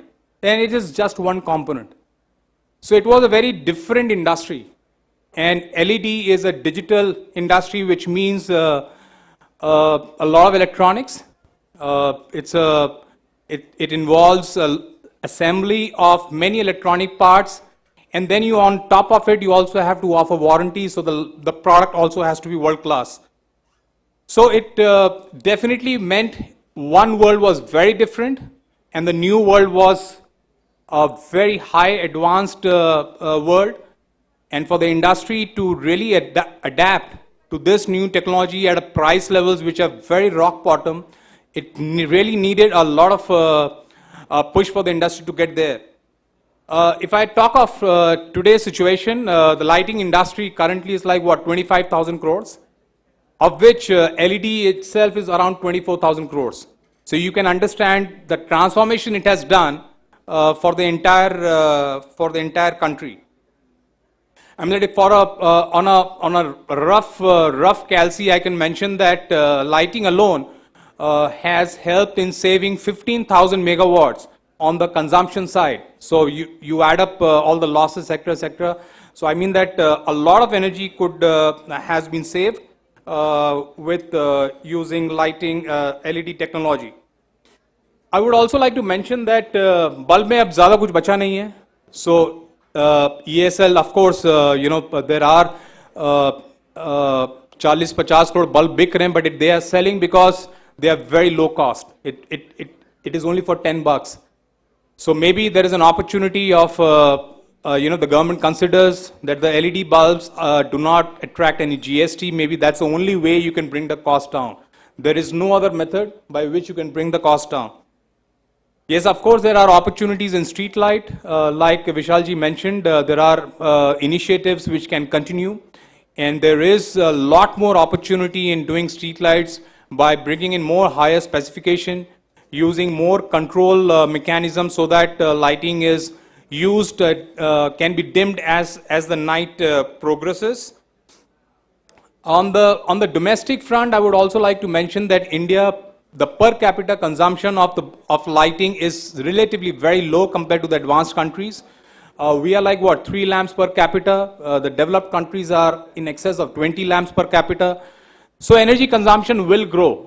Of course, it will grow in the lighting because people will consume more light, and there is not much left. 150 lumens per watt and 250 at the max what you can go. So there is not much left. So lighting will consume more energy. But yes, there are many other applications in lighting where there is scope for saving energy. So I think this is all I would like to share. I am very happy to be there as a participant in this forum today, and to acknowledge again that industry has been benefited by the big push ESL has done. And we are very thankful, Vishalji, to ESL. And we would like to see that how the industry can continue to partner in many other applications where energy can still be saved. So thank you once again, and looking forward for participation from the industry. Thank you.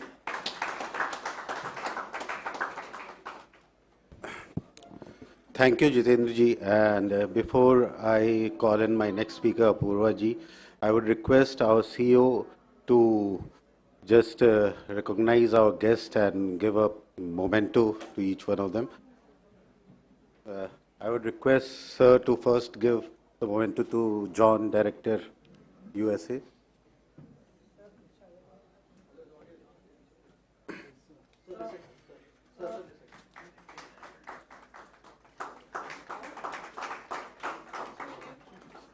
Sir, the next memento, sir, please, to Mr. Jitendra.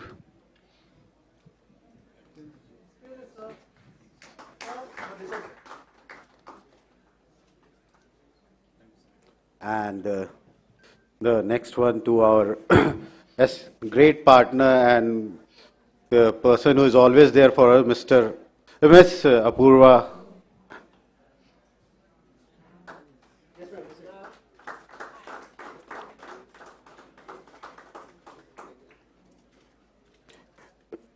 Thank you, sir. And now I would request Apurva to please come and give the vote of thanks.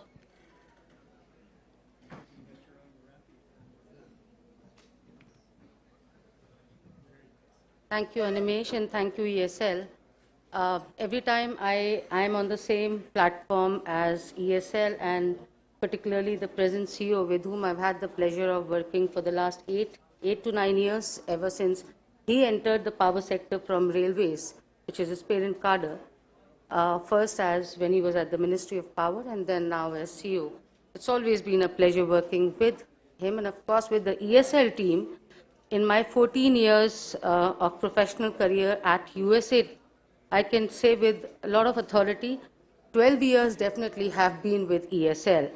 And the reason why we continue to work with ESL is perhaps for our South Asian delegates here, which I think none of the speaker said so, it is world's perhaps largest public energy service company. And that's the reason, USAID has been constantly supporting, partnering with ESL to deliver large-scale programs in areas which were uncharted, as CEO Vishal said, creating markets where there were none. And I can just say in a capsule, I remember the then CEO, SAREP, and I can't help but take his name, absolutely a visionary leadership. And that's what ESL has been always blessed with.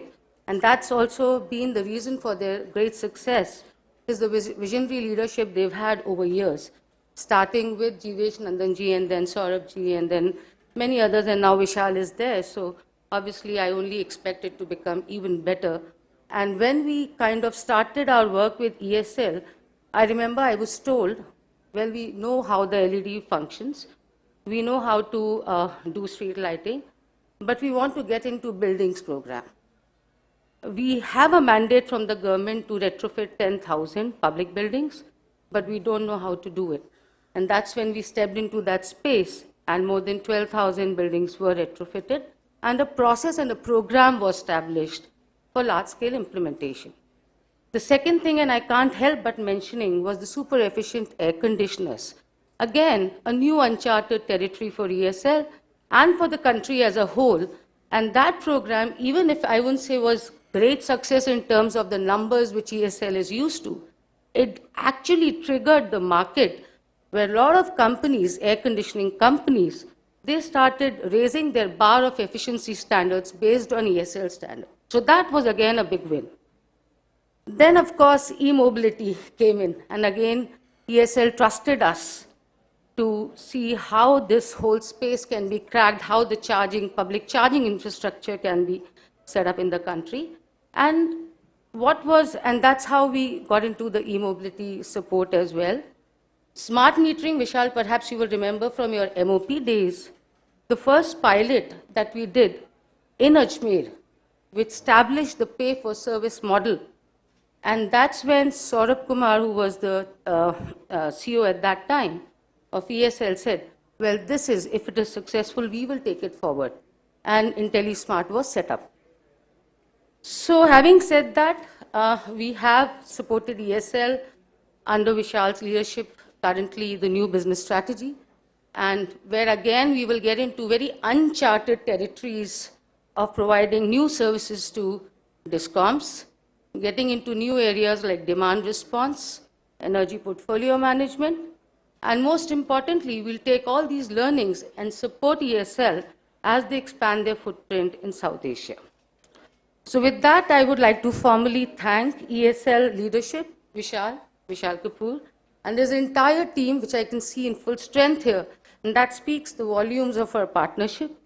All the speakers, CEO of Surya Roshni, Mr. Jitendra, Bhavanjeet ji, I have all my esteemed ESL, partners here, officials here. John, who's been my not only director for our office in USAID, but who gives us so much of empowerment and freedom to get going and keep chartering new and take risk. Take a lot of risk. If we fail, he's going to back us up. And the reason, USAID mandate is work ourselves out of the job. Work with partners, don't work with them for long, because they would be strengthened enough that they won't need us. But the reason we've stuck to ESL is because we continue to charter new territories. And that's what we continue to hope to do so with the new leadership and with the team. Thank you so much. And of course, to my own USAID SAREP team, who've kind of set this up, this entire forum. A big kudos to them, and all the participants from South Asia, from US, other countries, and India, of course, who have been there patiently listening. Thank you.